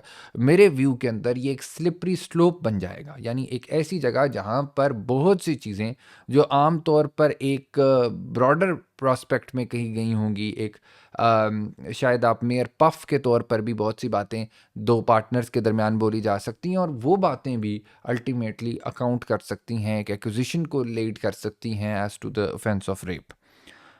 सो in the case of R versus Olugboja, ये लैंडमार्क केस है, और ये कंसेंट का वो केस है जो रेप के कंसेंट को प्रिटी मच डिफाइन करता है.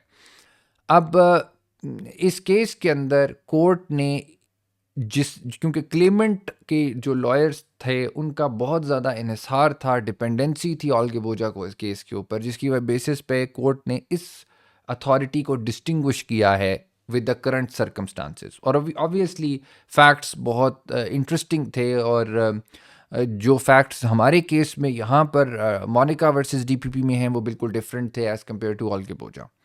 Not much change was reflected in the decision that took place in the 90 years, next 90 years. तो जो हमने पिछले केस पढ़े हैं आर वर्सेस डी का और जो क्लेरेंस का केस पढ़ा है उसके बाद यानी 1880 की दिहाई से लेके 1980 की दिहाई तक कोई ख़ास कानून के अंदर तब्दीली नहीं आई as to relation of the consent और उसका एक बड़ा नैरो स्कोप रखा गया. The reliance is placed by the claimant on the case of R versus Algeboja case concerning a force or threat yet no resistance. अब इसके facts अगर मैं थोड़े से बता दूं यहाँ पर तो इसमें सिलसिला ये था कि एक पब में दो मर्द थे, उनकी दो ख़वातीन से मुलाकात हुई जिस पे ख़वातीन ने कहा कि आप हमें अपने घर वापस छोड़ दें और डिफेंडेंट जो है वो उसको एक बंगलो में लेके गया और वहाँ पर उसने उसको रेप किया. जब रेप किया तो विक्टिम ने किसी भी तरह की रेजिस्टेंस शो नहीं की और डिफेंडेंट का जो क्लेम था और विक्टिम का क्लेम उसका आपके सामने रख देता हूँ. विक्टिम ने कहा कि जी मैंने इसलिए रेजिस्टेंस नहीं की बिकॉज मुझे लगा कि मैं बहुत ख़तरे में हूँ, मुझे अपनी ज़िंदगी के बारे में फ़ियर था, इस वजह से मैंने किसी भी तरह की रेजिस्टेंस नहीं की. और डिफेंडेंट का केस उतना ही सिंपल था. उसने कहा क्योंकि इसने रेजिस्टेंस नहीं की तो मुझे लगा कि ये कंसेंट दे रही है और she is okay with what I am doing, जिस वजह से मुझे नहीं मालूम था कि ये कंसेंट दे रही है या नहीं दे रही है. ज़ाहिर सी बात है ये केस फोर्स और थ्रेट के ज़ुमरे में आता है, डिसेप्शन के ज़ुमरे में नहीं आता, जो कि हमारे केस का मकसद है. हमारे केस में किसी भी तरह से फोर्स या थ्रेट का इस्तेमाल नहीं था. The trial judge ruled that the consent should be determined as a question of fact based on the common sense way. यानी आम जो कॉमन सेंस कह रही है उस मुनासिबत से कंसेंट को डिटर्मिन किया जाएगा और तमाम फैक्ट्स और एविडेंस को सामने रख के डिटर्मिन किया जाएगा. Later, the appeal was also dismissed. The court stated that there is a difference between consent and submission. Every consent involves a submission, but it is by no means follows that a mere submission involves consent. तो अदालत ने कहा कि mere submission जो है चुप करके मान जाना consent को establish नहीं करता. The court rejects the argument of the claimant relying on the authority of Algeboja as an appeal was whether it is necessary for the consent of the victim of sexual intercourse to be vitiated by the force, the fear of force or fraud, or whether it was sufficient to prove that in fact the victim did not consent. The court distinguished the above case with the one present. There was no issue of fraud in Algeboja. So ये बड़ी important point है that there are no doubts many who regard characteristics which would say are superficial as to deceive in choosing sexual partners. Thus, the two-stage approach was recommended by the claimant's lawyer is not feasible as per para 57. अच्छा, सो ये जो two stage test उसने बताया Clement के lawyer का एक proposal था, ये मैं यहाँ पे थोड़ा सा क्लियर कर दूँ क्योंकि इसका जिक्र मैंने पहले नहीं किया. सो एक प्रपोजल ऑफ़र किया गया था क्लेमेंट की जानिब से या उसकी लॉयर की जानिब से कि जब हमने डिसेप्शन के केस में फ्रॉड को मेजर करना है, उसको देखना है, तो एक टू स्टेज टेस्ट देखा जाए. यानी कि क्या आया जो डिसेप्शन है वो सब्जेक्टिवली उसने कंसेंट विक्टिम की ऑफिशिएट की है, ख़त्म की है या नहीं की, और उसकी जो दूसरी लिम थी वो ऑब्जेक्टिव थी कि क्या एक आम आदमी इस तरह की डिसेप्शन से कंसेंट देगा या नहीं देगा. तो ये सब्जेक्टिव और ऑब्जेक्टिव लिम्ब का उसने एडिशन किया था. ये याद रखिए कि ये टेस्ट ऑलरेडी कानून में मौजूद नहीं था, ये प्रपोजल दिया गया था कि this is how the law should be dealing with consent and the issue of consent in relation to deception. As per अब यहाँ पर कुछ एकेडमिक डिस्कशंस आ रही हैं. As per professor Jennifer, book Rape and Legal Process, second edition, Algeboja is a radical case in that it appears to seek to overturn the old approach of common law altogether. So, professor Jennifer कह रही हैं कि जो ऑल्गेबोजा का case है ये एक landmark case इसलिए बनता है कि जो पुरानी अप्रोच थी उसको इसने काफ़ी हद तक चेंज किया है. इसी तरह professor Simon Gardner view of the consent which looks at the victim's own perception of her interest, however extending this authority to other situations such as deception and mistake would involve extrapolation. अब यहाँ पर बड़ी interesting बात है कि court क्योंकि इस case में डिसेप्शन को तो डील ही नहीं कर रही थी, कोर्ट ने बेशक एक्सटेंड कर दिया है कंसेंट के मीनिंग को ऑल के बोझा में, लेकिन डिसेप्शन एंड मिस्टेक को कोर्ट ने एक्सप्रेसली एड्रेस नहीं किया हुआ, कोर्ट ऑफ अपील ने। देयरफॉर हम ये नहीं कह सकते कि ये डायरेक्टली केस यहाँ पर अप्लाई हो रहा है, और उसकी वजह भी यही है कि अगर इस केस को स्ट्रेच किया जाए एज टू डिसेप्शन तो that was be in over reaching, ये एक खाम खा उस केस को स्ट्रेच करने वाली बात होगी, जबकि ना तो कोर्ट ने किया है और ना ही कोई उसके बाद कोई अथॉरिटी आई है जिसने इसी लाइन ऑफ रीजनिंग को अडॉप्ट करके इस तरह की डिसेप्शन को भी कंसेंट को विशिएटिंग फैक्टर के अंदर कंसिडर किया है। इसी तरह एक और बहुत केस है इंटरेस्टिंग, और वो है एल्बेके का केस।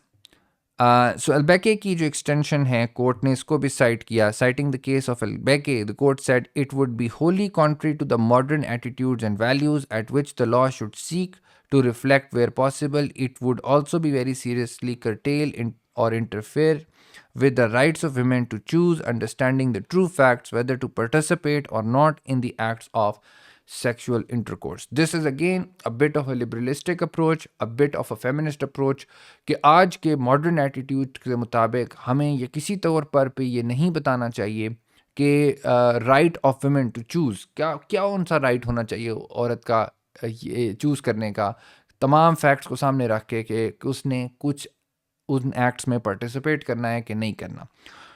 अदालत कहती है the parliament was not taken to have set in stone the limits of fraud as to the identity of the perpetrator of the act. Properly understood, this was the modest and incremental extension of the common law, not a major advance. तो ये बात जहन में रखिए कि growth by analogy या incremental approach, for example अगर एक बंदा, क्योंकि कानून के अंदर 1956 के लॉ के अंदर जो डिसेप्शन थी वो only to the extent of husband थी, लेकिन अगर वो सेक्सुअल पार्टनर के ऊपर एक्सटेंड कर दी जाए, यानी for example if a person impersonates someone sexual active sexual partner, तो that can also be a deception in a similar nature. So यही मामला एल्बेके के केस में भी बताया जा रहा है कि वहाँ पर जो एक्सटेंशन की गई थी वो merely to the extent of that very rule की गई थी, एक ऑल टुगेदर नई चीज़ या नई फॉर्म ऑफ डिसेप्शन को क्रिएट नहीं किया गया था। Similarly, the court rejects that this case can help the claimant's case. और एक और केस जो कोर्ट ने साइट किया, लाइनकर is a case concerning a prostitute. The court again acknowledges two types of fraud. The Lineker expressly limits the principle of fraud in absence of consent to two categories expounded in the earlier cases and abstains from extending it into areas. So Lineker का जो case है उसने जो ऑल्गिबोजा की थोड़ी सी open approach थी उसको भी दोबारा से रिस्ट्रिक्ट किया है कि नहीं जनाबे वाला, जो फ्रॉड है या जो डिसेप्शन है वो सिर्फ दो जुमरे में आ सकती है, जिसका आज स्टैट्यूट भी जिक्र करता है और जो थ्रू आउट कॉमन लॉ ने रिकग्नाइज की हुई थी, नेचर एंड पर्पस, और दूसरा क्या था कि जहां पर इम्पर्सनेशन का मामला हो, person known to the victim.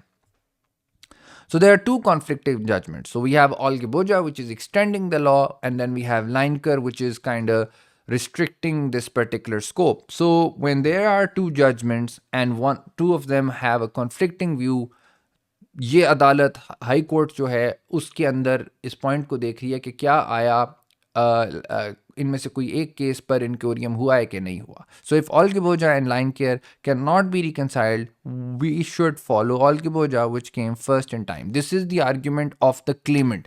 Clement ये आर्ग्यू कर रही है और उसकी लॉयर ये आर्ग्यू कर रही है क्योंकि Olgiboja पहले आ चुका था, वो पहले डिसाइड हुआ था, और लाइनकर ने जो उसके स्कोप को रिस्ट्रिक्ट किया है और फ्रॉड को दो चीज़ों के ऊपर फिक्सिएट किया है, इस वजह से लाइनकर जो है उसको पर इंक्यूरियम डिक्लेयर करने की ज़रूरत है according to Young versus Bristol aeroplane की जो एक्सेप्शंस हैं. जिस तरह आपने एलएसएम में ऑलरेडी वो एक्सेप्शंस पढ़ी होंगी कि जब दो फैसले मुतजाद फैसले आपस में कॉन्फ्लिक्ट करते हैं तो अर्लियर डिसीजन, जो पहले का डिसीजन होता है सर्टेनिटी के लिए, उसको रखा जाता है. So Linekar was not decided per incuriam. None of the Young versus Bristol Aeroplane exceptions apply and in any case we are not sitting in the court of appeal. So the जजेस are not in that position. ये high court है, ये judicial review file हुआ है, यहाँ पर कोई point of law के ऊपर बहस नहीं चल रही, यानी कोई लॉ मेकिंग का प्रोसेस नहीं हो रहा यहाँ पे तो अदालत मेयर ऑलरेडी एग्जिस्टिंग अथॉरिटीज़ की रोशनी में ये डिसाइड करना चाह रही हैं कि क्या आया आज दिन तक जो एग्जिस्टिंग लॉ है उसके अंदर हम कंसेंट को डिसेप्शन की बेसिस पे विशिएट होता करा सकते हैं या नहीं करा सकते, या वो होता है या नहीं होता। अब एक और बड़ा इंपॉर्टेंट पॉइंट है, अगर मैं यहाँ पर इस पॉइंट को डॉर्किन के साथ, यानी जो डॉर्किन की इंटरप्रिटेशन की थ्योरी है उसके साथ यहाँ पर लिंक करना चाहूँ, तो definitely I have some strong points to say that जजेस should have done, they should have an open door policy to revisit a bad law, to revisit the law based on principles rather than based on rules, because already अब ये rules के उसके अंदर shackles में अपने आप को bound कर रहे हैं on the face of it. Prima facie ऐसे लग रहा है where this argument of Young versus Bristol Aeroplane was is being discussed. So जब अदालत कह रही है कि हमने इस मामले में नहीं बीच में इंटरफेयर करना, एंड ऑल का वजह was not as we have explained a fraud और डिसेप्शन केस एट ऑल, तो कोर्ट उसको खुद से भी थोड़ा बहुत डिस्टिंग्विश कर रही है। अब यहाँ पर एक मसला आता है, whether sexual offences act 2003 provides any wider और indirect assistance to the claimants case. ये भी पॉइंट डिस्कस होना ज़रूरी है कि क्या आया जो 2003 के बाद से नई कानून साजी हुई है उसके अंदर जो है उसकी में कोई एक्सटेंशन पैदा हुई है, कोई नई चीज़ डिसेप्शन से रिलेटेड कानून ने ऐड की है कि नहीं। R versus Jheeta is a slightly latest authority जो 21st सेंचुरी की है। The issue was whether the conclusive presumption in 76(2)(a applied. It was held that it did not because there was no deception as to the nature and purpose of the intercourse. The appellant actions deprived the complainant of her freedom to choose whether or not to have intercourse with him. He pleaded guilty on the basis that at least on some occasion her freedom to choose was constrained by his actions. तो इस case में क्या हुआ था कि defendant को गलत guide किया गया था उसके लॉयर्स की तरफ से, और उसकी वजह से उसने प्लीड कर लिया कि हाँ जी मैं गिल्टी हूँ, बिकॉज कुछ जगहों पे तो वाकई उसका फ्रीडम रिस्ट्रिक्ट हुआ था। लेटर ऑन कोर्ट ने उसकी कन्विक्शन को क्वाश कर दिया था। इसी तरह फिर एक केस है एसएनएच केस जिसके अंदर in our view therefore section 76 has no application, the question of the consent in the present case is to be determined by the reference of 74. It might be said that mister Asage's conduct is in having sexual intercourse with AA without a condom was a deceptive. Assuming it was deceptive, then in our view it was not as deceptive as to the nature and quality of the act. So even इस case के अंदर भी एक conditional consent दी गई थी as to wearing of the contraceptive while engaging in the sexual act, जिसकी बुनियाद के ऊपर अदालत ने के सामने जब केस आया तो जो विक्टिम था उसकी रिलायंस 76(2)(a के ऊपर थी कि जी मुझे नेचर एंड पर्पस पर रिसीव किया गया है। अदालत ने कहा the case is better off to be understood in section 74, यानी प्रिजम्पशन से हट के नॉर्मल रूल्स ऑफ कंसेंट की तरफ जाना पड़ेगा। तो Smith and Hogan, professor Smith in his book, he regards it as self-evident that deception in a relation to use of a condom would be likely to be held to remove any purported free agreement by the complainants under section 74. So even the academic view है वो भी इस point के ऊपर एक ही notion को hold कर रहा है कि ये नॉर्मल रूल ऑफ कंसेंट के अंदर देखा जाएगा कि आया इसमें कंसेंट विशिएट हुई है या नहीं। ये कंक्लूसिव यानी हतमी प्रिजम्पशन डिसेप्शन के ज़ुमरे में पर से ये नहीं आ सकता as to the nature and purpose of the act. इसी तरह in Asage, the divisional court held that the possible deception did not relate to the nature and purpose of the act for the purpose of the conclusive presumption. What may be derived from Asage is that the deception, which is closely connected with the nature and purpose of the act because it relates to the sexual intercourse itself rather than the broad circumstances surrounding it, is capable of negating the complainant's free exercise of choice for the purpose of section 74 of the act. So जो free and informed choice का जो concept है या freedom of choice का जो concept है under the classical 74 का journal rules of consent, उसकी तरफ ये केस बेटर फिट होता है। The woman when she was engaged in the sexual activity she knew what she was doing, it was just a condition that the person has to wear a contraceptive. Now as far as the arguments as they continue, with the Asage underlines that choice is crucial to the issue of consent. So Clement का ये दावा है कि choice करना consent के लिए बहुत ज़्यादा क्रूशल है. The evidence relating to choice and freedom to make any particular choice must be approach in a broad common sense way. In RF, the court concluded that the conviction for rape can be upheld. The claimant submits that on this formulation there are no categories or constraints, merely the application of broad common sense. However, the court notes that there was no deception as to the nature and purpose of the sexual act. The deception was closely connected with it. The case does not provide support for substantial leap contended by the claimant under section 74. तो यहाँ पर भी acknowledgement आई कि यार ये case भी जो है वो 74 के अंदर ज़्यादा बेहतर फिट हो रहा है बजाय इसके कि ये 76(2)A यानी deception as to the nature and purpose of the act के अंदर नहीं आता. एक और बहुत इंटरेस्टिंग अथॉरिटी जिसके ऊपर क्लेमेंट ने रिलायंस दी थी और कोर्ट ने भी उसका जिक्र किया वो है McNally. Is a case concerning a girl pretending to be a guy. So यहाँ पर क्या मसला था कि जेंडर की हद तक डिसेप्शन थी. सो एक खातून थी जो कि जिस पे इंटरनेट पे पहले उसने रिलेशनशिप बिल्ड किया. She pretended to be a man but she wasn't, और उसने फिर एक पेनिट्रेटिव सेक्सुअल एक्टिविटी में पार्टिसिपेट किया. The court of appeal rejected the proposition the deception of gender was tantamount. Assange and Re-F distinguished evidence relating to choice and freedom to make any particular must be approached in a broad common sense way. Such deception does not relate to the nature and purpose of the act as per para 76. The defendant deception deprived the victim's freedom to choose because victim choose to have sexual encounters with the boy, and her preference, her freedom to choose whether or not to have sexual encounter with a girl was removed by the appellant's deception. Not all deceptions will vitiate consent. अब ये बात याद रखिए कि अब ये जो para 26 है ये अदालत का मैकनेली केस के अंदर है जहाँ पर अदालत रिकग्नाइज कर रही है कि as to the fraud as to the gender जो है वो विशिएट कर देगा कंसेंट को. लेकिन अदालत साथ ही इसी केस में वार्न कर रही है कि हर तरह की डिसेप्शन जो है वो विशिएट नहीं करेगी consent, such as those relating to one's wealth. अब अगर आपने ये प्रटेंड किया है किसी के सामने कि मैं बहुत अमीर आदमी हूँ, मेरे पास बहुत पैसा है, और इस बाबत के इस वजह से अगला बंदा आपके साथ किसी रिलेशनशिप में जाता है और जब उसको बाद में पता लगता है कि नहीं जी आपके पास ज़्यादा पैसे नहीं हैं, तो क्या ये डिसेप्शन जो है ये आपकी कंसेंट को विशिएट कर देगी? नहीं, ऐसे नहीं होगा. तो हर तरह के नहीं है, लेकिन इस केस के अंदर कोर्ट ने एक्नॉलेज किया कि जहाँ पर फ्रीडम टू चूज़ था वो चॉइस ख़त्म हो गई थी उस खातून की, क्योंकि वो चॉइस नहीं थी जब उसको इस एक ख़ास जेंडर का पता ही नहीं था. Though the deception is relevant because it alter the sexual nature of the acts of the penetration at para 26. तो ये जो मैकनेली के केस की पॉइंट्स हैं ये वो यहाँ पर डिस्कस हो रहे हैं.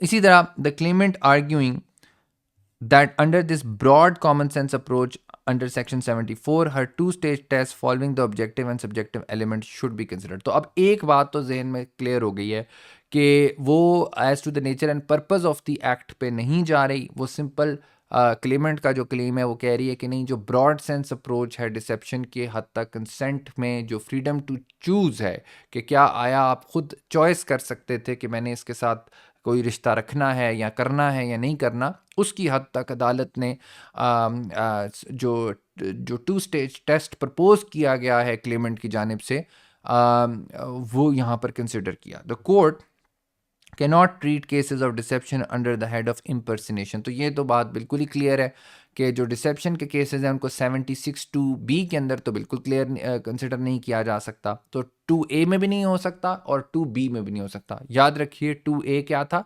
Nature and purpose of the act, और 2B क्या है, impersonation of a person known to the claimant. ठीक है, तो दोनों हेड्स को, दोनों कंक्लूसिव प्रिजम्पशंस को रिजेक्ट कर दिया गया. अब अगर हम 74 की हद तक देखें मैकनेली की जजमेंट की रोशनी में, तो उस पर क्या अदालत का पॉइंट ऑफ व्यू है ये समझना ज़रूरी है. The proposed test, especially the objective element, does not sit well with the existing authorities. कहते हैं अदालत कह रही है कि जो क्लेमेंट का जो प्रपोजल है जिस टेस्ट के ऊपर, ये कोई बहुत ज़्यादा इस वक्त इन जो रिसेंट जो आपके पास सारा केस लॉ मौजूद है उसके ऊपर ये फिट इन नहीं करता. The objective element is nowhere to be discern in the authorities and sits uneasily with the notions of autonomy and freedom of choice, which are inherently subjective matters. मसला ये है कि अगर आप इसको ऑब्जेक्टिव टेस्ट को बना दोगे, दिस इज़ प्योरली अगेन ये थोड़ा सा दोनों साइड्स की तरफ फोकस कर रहा है. दिस पैराग्राफ और this argument of the court sits well with the theory of what liberalism and similarly liberal feminism. कि आप कौन होते हैं ये बताने के कि एक आम आदमी इस चीज़ के बारे में किस तरह से फ्रीडम ऑफ चॉइस को मेक करेगा. So how can an a reasonable person dictate और डिफाइन फ्रीडम ऑफ चॉइस, जो कि बहुत ही एक सब्जेक्टिव इशू है, पर्टिकुलरली हर पर्सन की बेसिस पे होगा. तो ये जो क्लेमेंट लेके आ रही है कि जी दोनों तरह से इसको असेस किया जाए कि आया एक आम आदमी इस तरह की सूरत में कंसेंट देता या ना देता, वो जो क्लेम है वो बिल्कुल आउटराइटली जो इस वक्त एग्जिस्टिंग लॉ है उसको रिजेक्ट करता है. सो पैरा नंबर 82 एक बहुत ही इंटरेस्टिंग, और ये मैंने यहाँ पर लिख भी दिया है कि एक कोट प्रोवाइड करता है जो लिबरल फेमिनिज्म को हाईलाइट कर रही है. आप इस कोट को देख सकते हैं, उसको पिकअप कर सकते हैं for the purpose of including it in your answers. The proposed test does not provide the line which needs to be drawn for the cases of deception. एक और मसला जो अदालत हाईलाइट कर रही है कि what, जिस तरह मैंने आपको कहा कि डिसेप्शन का मामला स्लिपरी स्लोप की तरह हो सकता है. अगर आपने इस डोर को ओपन कर दिया तो एक फ्लड गेट आर्ग्यूमेंट आएगा, और वो ये है कि हर तरह की डिसेप्शन जो है वो तो फिर रेप के ज़ुमरे में आ जाएगी. Even if such a leap ought to be made, it's better for the parliament to make it rather than courts. Again यहाँ पर अगर आप देखें पैरा 83 में जो कोर्ट का व्यू पॉइंट है वो डॉर्किन की थ्योरी से मिल रहा है. क्यों मिल रहा है? क्योंकि अदालत ये एक्नॉलेज कर रही है कि अगर ऐसी तरह की डिसेप्शंस जिसके अंदर आपने अपनी आइडेंटिटी जो है वो डिसीव की है, उसकी हद तक अगर कोई कानून साजी होनी चाहिए, तो अदालतों ने के जो फैसले हैं उन्होंने तो किसी तरह पे इसको रिकग्नाइज़ नहीं किया. इट्स बेटर कि ये काम पार्लियामेंट करे, बिकॉज सवाबदीद या इख्तियार जो है वो पार्लियामान का बेहतर है. जजेस जो हैं they are not the elective representatives of the public and therefore they should not be making the law, जो कि पार्लियामेंट का इख्तियार है. तो मुझे लगता है कि यहाँ पर जुडिशल रिस्ट्रेंट शो की जा रही है कि जहाँ पर एक जगह पर कोर्ट जो है वो विलिंग ही नहीं है इस डिबेट में जाने के लिए कि क्या आया नई category of presumption can be made, जो कि पार्लियामेंट ने एक्सप्रेसली नहीं मेंशन की हुई. Para number 84 can be used for Dworkin on how judges are restraining from judicial lawmaking, जो मैंने आपको पहले ही बता दिया कि 83 और 84 के अंदर डॉर्किन के पॉइंट्स को आप देख सकते हो. In our judgment, it would be wrong for such a fundamental change in the understanding of the consent to be brought about by judges rather than the legislator. अदालत कह रही है पैरा 85 में कि ये हमारे लिए मुनासिब नहीं होगा कि ऐसी चेंज कानून में, ऐसी बड़ी तरमीम जो है वो जजेस कोर्ट्स में बैठ के करें. इट्स बेटर कि ये पार्लियामेंट का काम है. इट्स लॉन्ग एक्सेप्टेड, और ये देखें अगला फिक्रा कितना ज़बरदस्त है. It has long been accepted that the courts should not create a new common law offence. अदालत का ये अब कोई काम नहीं है कि कॉमन लॉ के नए ऑफेंसेस खुद से क्रिएट करे, बिकॉज आप जब डिसेप्शन का इतना वाइड मीनिंग देना स्टार्ट कर देंगे तो automatically you are trying to create a new type of an offence, जो कि मेयर सिंपल लाइन की बेसिस पे कंसेंट को विशिएट करके रेप को अराइज करा सकते हैं. अब ये जो लास्ट ग्राउंड है ये बहुत छोटा सा ग्राउंड है, procurement under sexual offences act 1956, और इसको अदालत ने इतना ज़्यादा इसके ऊपर रिलाई भी नहीं किया, इसको डिस्कस करने की भी बहुत ज़्यादा डिटेल में नहीं गई अदालत. लेकिन जिसके लिए जो केस साइट किया है वो आर वर्सेस ब्रॉडफुट है. To procure means to produce by endeavour. You procure a thing by setting out to see what that it happens and taking the appropriate steps to produce that happening. Procuring is bringing about the course of conduct which the girl in question would have not embarked upon spontaneously by their own violation. The proposition that mutual attraction is the antithesis procurement perhaps overstates the position. तो अदालत ने थोड़ा सा warn कर दिया है कि ये नहीं है कि जिस तरह से उनके लॉयर ने बोला है मिस कूफमैन ने मिस कूफमैन कह रहा हूँ, जो क्राउन प्रोसिक्यूशन की लॉयर है जिसने उस केस को डिटेल में एवेलुएट किया था, उसकी जो स्टेटमेंट है कि जी म्यूचुअल अट्रैक्शन जो है ये बेयरली ओवर एक एंटाइथीसिस है, ये दुरुस्त पॉइंट नहीं है. But as we have said, decisions of this sort should not be read with a fine tooth comb. तो बिल्कुल इस तरह नहीं किया जा सकता कि इस तरह के फैसलों को बिल्कुल बारीकी से जांचा जाए, इसको बहुत निटिगिटीज में देखा जाए कि उसने ये लफ्ज़ क्यों इस्तेमाल कर दिया, यूं क्यों नहीं किया, फलां लफ्ज़ क्या क्या इसकी नैरो इंटरप्रिटेशन थी. हमने तो देखना है कि क्या आया उस लॉयर ने लॉ की अंडरस्टैंडिंग के अंदर कोई एरर तो नहीं किया. हमें तो ये देखना है इस कोर्ट में बैठ के. At the initial encounter, at the stage no sexual relationship was in contemplation. So जो बेसिक रीज़न है जिसकी वजह से ये प्रोपोजिशन रिजेक्ट की जाती है प्रिक्योरमेंट की हद तक, जो जुर्म है सेक्शन 3 का, इसको इस वजह से रद्द किया जाता है कि एट द इनिशियल डिस्कशंस, जहाँ पर उसकी मेल मुलाकात स्टार्ट हुई थी, बातचीत शुरू हुई थी, वहाँ पर सेक्सुअल किसी भी तरह का जो इंटेंट थी वो वाजे नहीं थी. किसी तरह से भी ये नहीं कहा गया था कि आप जो हैं वो हम उसके साथ, उस बंदे के साथ सेक्सुअल रिलेशनशिप्स के अंदर इन्वॉल्व हों.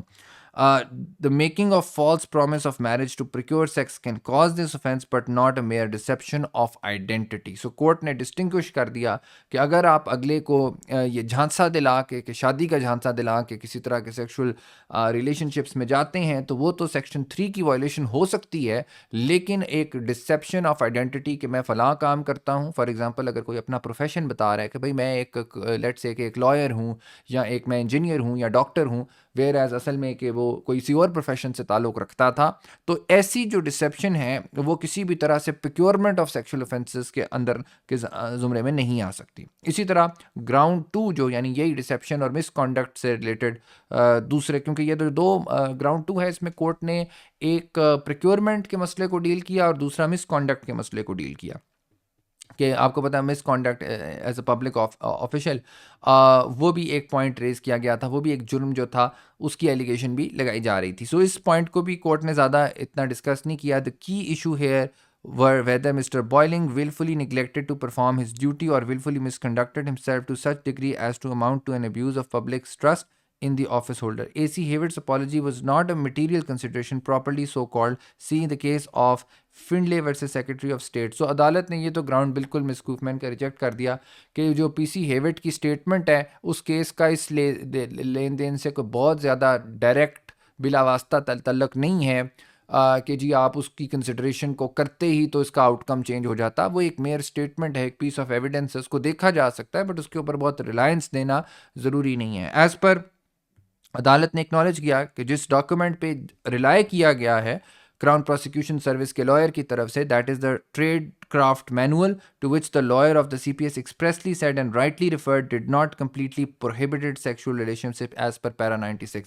तो जिस तरह से जो ट्रेड क्राफ्ट मैनुअल था उसके अंदर ये गुंजाइश मौजूद थी कि अगर कोई ऐसी सिचुएशन अराइज कर जाती है जहाँ पर लाइफ एंड डेथ का मसला आ जाता है, जहाँ पर कोई उस बंदे को ये लगता है कि मेरी जो वो है, मेरा जो कवर है, अंडर कवर जो मैं ड्यूटी परफॉर्म कर रहा हूँ वो ब्लो हो सकता है, और उस वजह से वो इस तरह की एक्टिविटीज़ में इन्वॉल्व हो जाता है, तो उसकी गुंजाइश मौजूद है. In other words, there is no absolute prohibition कि जी आपने किसी भी तरह से सेक्सुअल रिलेशनशिप्स में जाना नहीं है. तो इस वजह से हम ये नहीं कह सकते कि जो ऑफिशियल ड्यूटी उसकी थी उसकी बिल्कुल ख़िलाफ़ वर्जी हुई है, बिकॉज कानून ने उस टाइम पर इसको एक्सप्रेसली प्रोहिबिट नहीं किया हुआ था एज़ पर पैरा 96. इन वजूहात की बुनियाद पर जो 3 ग्राउंड्स को सेपरेटली कोर्ट ने डिस्कस किया है उसकी बुनियाद के ऊपर ऐसे लग रहा है, और अदालत ने अल्टीमेटली कहा कि जो फैसला था क्राउन प्रोसिक्यूशन सर्विस के लॉयर्स का कि इस केस की प्रोसिक्यूशन नहीं बनती, वो फैसला दुरुस्त था, और कोर्ट ने क्लेमेंट्स की इस पिटिशन को, जुडिशल रिव्यू की पिटिशन को डिसमिस कर दिया. अब यहाँ से बात आगे चलती है, और ये तो अभी हमने स्टेप 1 कवर किया है. स्टेप 2 जो है वो बहुत ज़्यादा इम्पॉर्टेंट है। दर हकीकत तो हमने स्टेप 2 करना है। स्टेप 1 तो एक मेयर डिस्कशन थी, एक अंडरस्टैंडिंग थी कि अदालत किस तरह से फ़ैसला कर रही है, क्या बुनियादी वजह दी है उसने, what are the what is the thought process of the court while coming on that decision. लेकिन अब why I feel that this year students should be thinking more on feminism aspect and why on Dawkins theory. अच्छा, so सीधी सीधी बात है, feminism has a lot of point of view with regards to the issue of rape. ख़ास तौर पर radical feminist का, Catherine मिकीनॉन का rape और consent के ऊपर काफ़ी ज़्यादा जो है एकेडमिक मटेरियल अवेलेबल है। डॉर्किन क्यों? बिकॉज अदालत बार बार रिस्ट्रेन शो कर रही है, रूल्स और प्रिंसिपल्स के शैकल्स में बाउंड नज़र आ रही है। अदालत का ये टेंडेंसी नज़र आ रही है कि अदालत किसी भी तरह से पार्लियामेंट का रोल लेके विलिंग नहीं है। सो वो जो जज हरकुलीस का मामला है मुझे यहाँ नज़र नहीं आ रहा, जो कि डॉर्किन क्रिटिसाइज़ करेगा और कहेगा कि नहीं, अदालत को रिग्स वर्सेस पाल्मर की तरह, जिस तरह अदालत उस सूरत में रूल्स पे ना बाउंड रहे जो ऑलरेडी एग्जिस्टिंग लॉज हैं, यानी 76 की जो लिटरल लैंग्वेज है उसके ऊपर बाउंड ना रहे, बल्कि वो डिसेप्शन को जिस तरह से क्लेमेंट प्रपोज कर रहा है इंसाफ के तकाज़ों के अंदर, उसको जो है वो उसके ऊपर फैसला करे, जस्टिस के ऊपर फैसला करे। हाँ, लिबरलिज्म क्यों नहीं? देखो, लिबरलिज्म के ऊपर ना दो तीन एस्पेक्ट्स में डिबेट चली जाती है। लिबरलिज्म के अंदर आपके पास हिस्टोरिकली जो लिबरलिज्म की डेवलपमेंट है वो जॉन स्टुअर्ट मिल की यूटिलिटेरियनिज्म के ऊपर है, जिसमें फ्रीडम ऑफ चॉइस और फ्रीडम ऑफ एक्सप्रेशन के ऊपर बहुत ज़्यादा वेटेज दी गई है, और ऑटोनमी और इंडिविजुअलिटी के ऊपर बहुत ज़्यादा वेटेज दी गई है, और हार्म प्रिंसिपल के ऊपर बहुत ज़्यादा वेटेज दी गई है। तो वहाँ पर तो इतना ज़्यादा मिल की थ्योरी के साथ तो ये डायरेक्टली कनेक्टेड नज़र नहीं आता। फिर हार्ड डेवलेंट डिबेट की अगर तरफ चले जाएं तो वहाँ पर मोरालिटी और इमोरालिटी की जो डिबेट है कि आया लॉ जो है वो मॉरल बेसिस के ऊपर कोई फैसले कर सकता है या नहीं कर सकता, उसकी डिबेट के अंदर एक बड़ी इंटरेस्टिंग डेवलपमेंट जो है हॉट डार्किन डिबेट में आई थी। यहाँ पर वो भी एट इशू नहीं है, बिकॉज याद रखिएगा कि ये एक हेट्रोसेक्सुअल रिलेशनशिप था जो म्यूचुअल अंडरस्टैंडिंग की बेसिस पे डेवलप हुआ था। उसके बाद अगर हम आगे चले जाएं तो इकोनॉमिक लिबरलिज्म जो कि जॉन रॉल्स की थ्योरी में नज़र आता है, वो डेफिनेटली यहाँ पर उसका बहुत ज़्यादा इम्पोर्टेंस नज़र नहीं आ रही, क्योंकि रेप का डायरेक्टली इशू वहाँ पर लिबरलिज्म में पर से डिसाइड नहीं हुआ माँ सिवाय इंडिविजुअलिटी के ऊपर, ऑटोनमी के ऊपर, जिसको आप इनडायरेक्टली तो लिंक कर सकते हैं लेकिन डायरेक्टली लिंक नहीं कर सकते। खैर, that being said, I would make a separate video on the theory.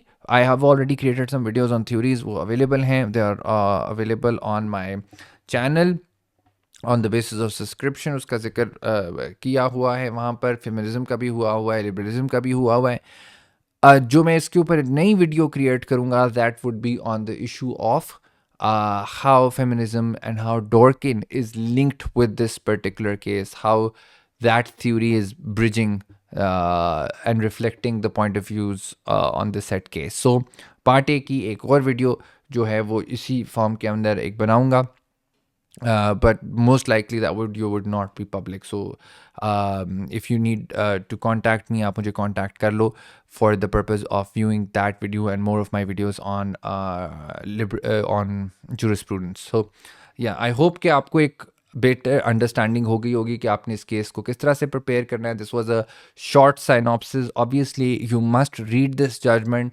ये तो सिर्फ एक शॉर्ट नोट्स मैंने प्रिपेयर किए हुए थे फॉर माय ओन अंडरस्टैंडिंग, जो कि मैंने आप लोगों के साथ शेयर किए हैं। अब आप लोग इसके ऊपर रीडिंग करो और फिर थ्योरी को पढ़ के आपको वापस रिविजिट करना है इस जजमेंट को, to fully understand what and how the judges are thinking in light of that theory, right?